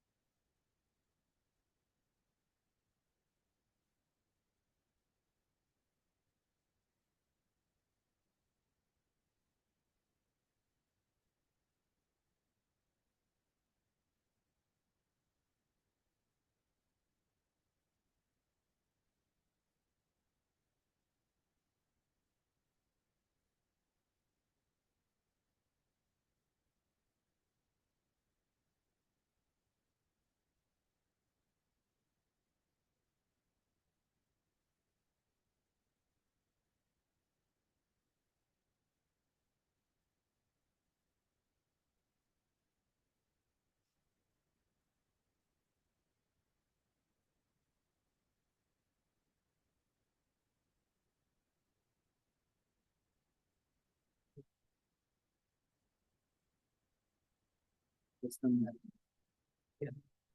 What should I do? No, that's from that. Right.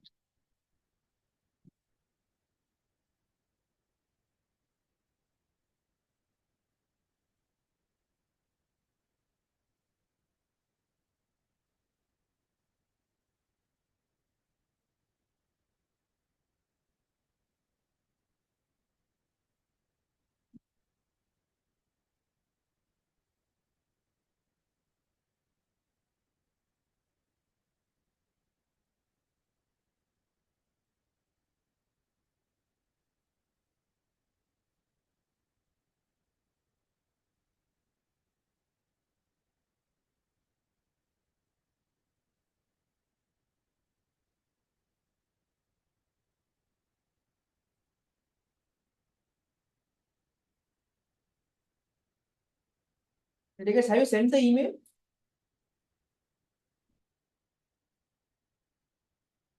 Give me an affirmative verbally, delegates, please.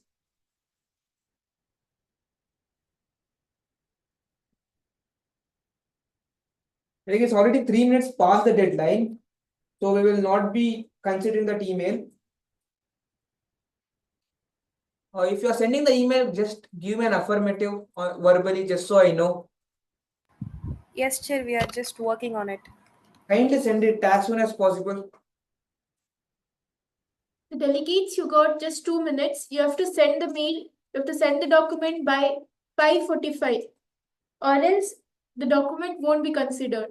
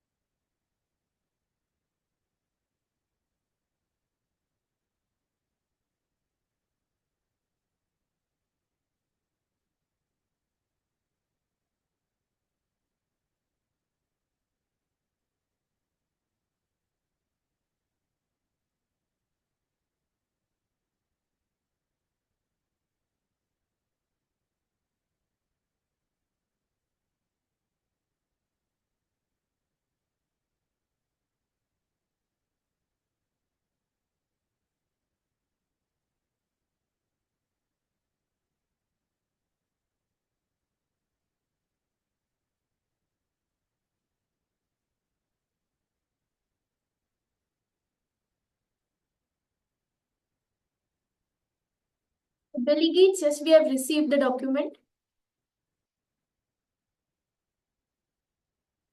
We shall consider no more corrections.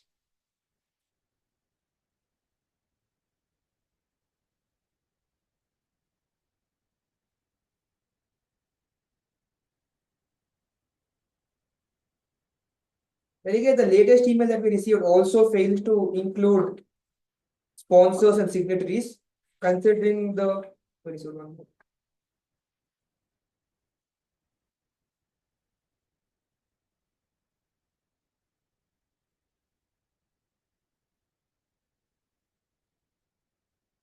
Delegate, all the emails that we have received until now do not mention any signatories or sponsor. And with that, we have accepted no documentation. We'll be moving ahead with the last speaker, Ethiopia, right? Yeah. Yes. A delegate of Ethiopia, please present. Please present your GSL. Delegate of Ethiopia.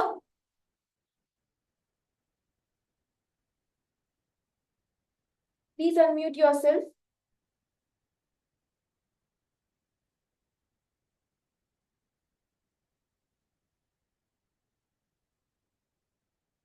Delegate, with that, we have come to the end of the committee.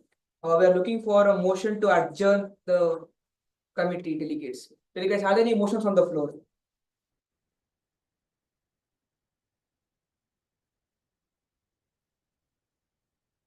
Delegates, are there any motions on the floor?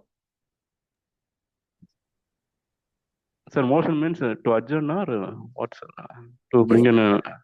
Adjourn. We are lacking time.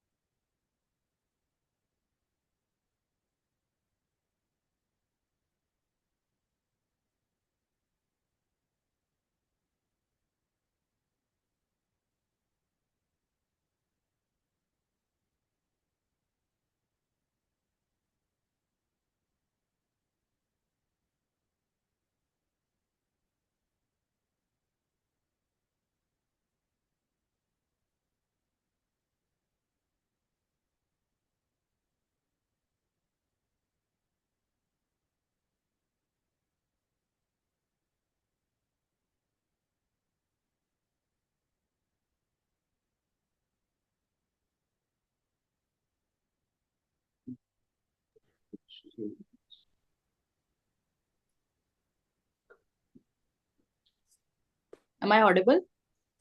Yes, you're audible. Ma'am, Ethiopia earlier presented the GSL. Yes. Ethiopia earlier presented the GSL. Okay, please continue. Okay. Honorable Chair, esteemed delegates, Ethiopia... I'm asking. You're wishing to present again? No, ma'am.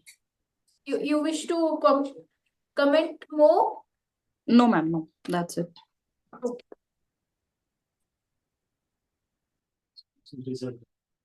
Yeah.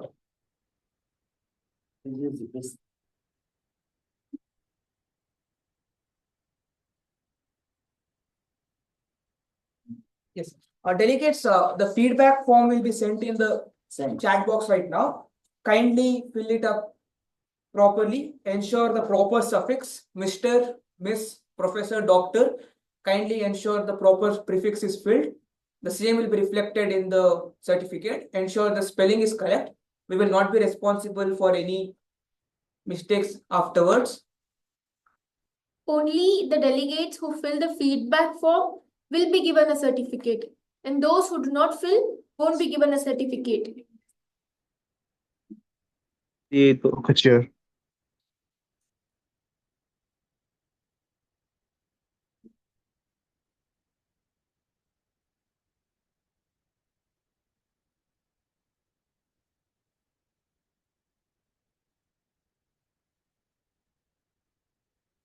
Yes, the Google link has been sent in the chat box. And only to those delegates who fill the feedback form will be given the certificate. Make sure there are no mistakes done in the Google form because the same will be reflected on your certificates.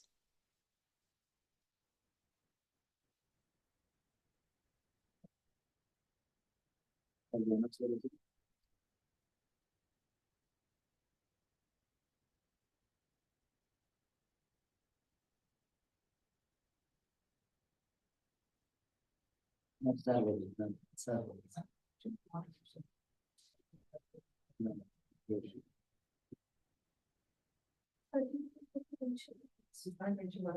it doesn't mention, just give it.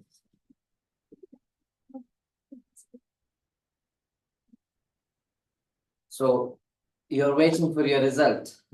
At this juncture, I would like to request Professor Ramesh, Senior Professor of Law, Department of Studies in Law, University of Mysore, who has adjudged you, now will declare your result, what you have spoken, what you have involved. And I would like to request Sir to release the result. Sir, over to you. Yeah, thank you, my good student Syed Kudrat and Abhijit, Susti, Shivdeep, Milan. After the lapse of continuous 4-hour brisk discussions on the very important topic on reduction of tariff under timber and the food products and its impact on climate change. Many propositions have been received, and in fact, it's a thought-provoking tool. Of course, in connection with any topic, there will be pros and cons. There will be pros and cons because if the tariff is reduced, what will be the consequences? And there may be some merits also. And if it is increased, what are the consequences? And I really appreciate few participants have come out with the proposition for insisting the innovations. Now, what I just felt that in the past years, we have come out with a WPC. I don't know whether you are aware of it or not. And the scientists have also developed the artificial wood also, alternative to the natural wood, as the case may be. And of course, WPC is an eco-friendly wood that is being used in all the building constructions at present. And the government of India and the state government is also encouraging and is also offering subsidies to use more and more WPC wood for the purpose of construction and various other things. And of course, we have also learned from these deliberations because I am just observing very keenly the presentation and the propositions offered by various countries representing various nations. Now, coming into the result based upon the performance, now, as far as the good verbal mention is concerned, we have selected 4 countries. One is Gabon, another is South Korea, another Saint Lucia, and then the next one is Malta. Yeah. Congratulations. My hearty verbal mention delegates. Verbal mention delegates. And Switzerland and Qatar got a special mention on their performance. Congratulations. 2 countries have been selected for the high commendations. That is, one is Germany, another is Singapore. Happy congratulations.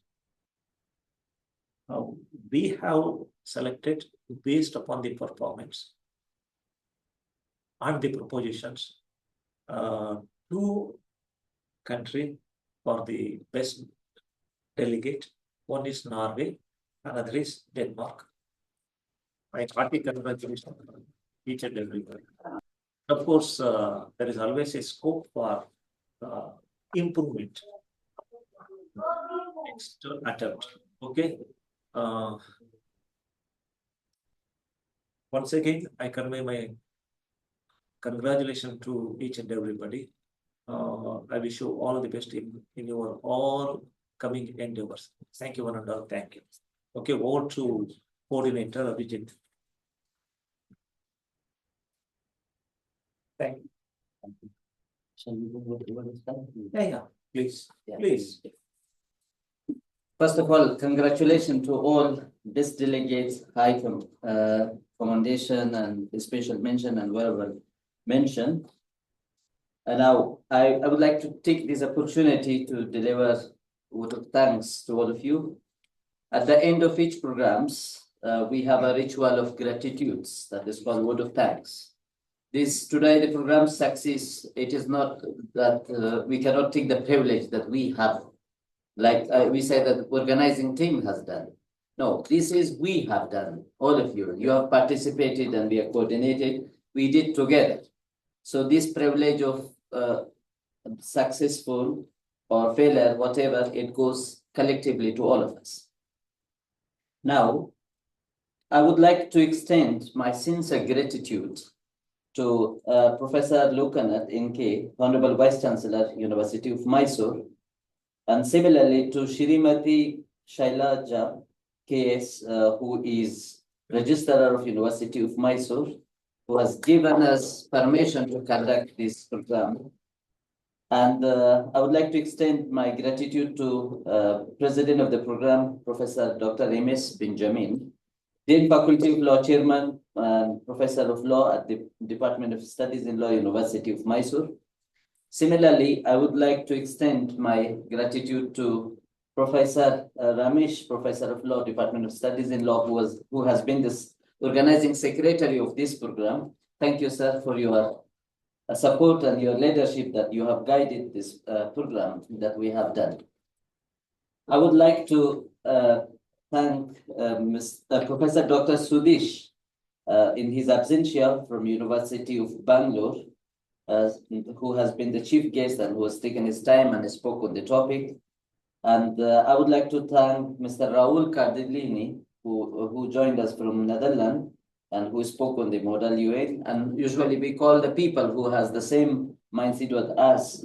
Mr. Raul has participated in several model UN in European Union and the International Criminal Court. And I would like to especially thank Bhavana Mahadevi, who is an adjunct professor at the University of Technology Mauritius, who highlighted on the topic, on the breadth and length of the timber wood and use in different jurisdictions.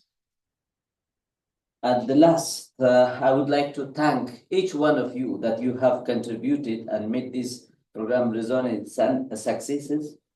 And definitely your tireless efforts and intellectual contribution and diplomatic maneuvering have truly embodied the spirit of cooperation and multilateralism that WTO upholds.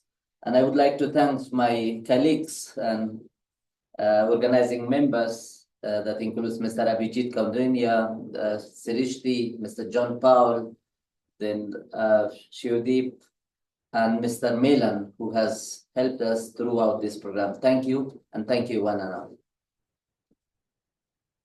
Thank you. Thank you.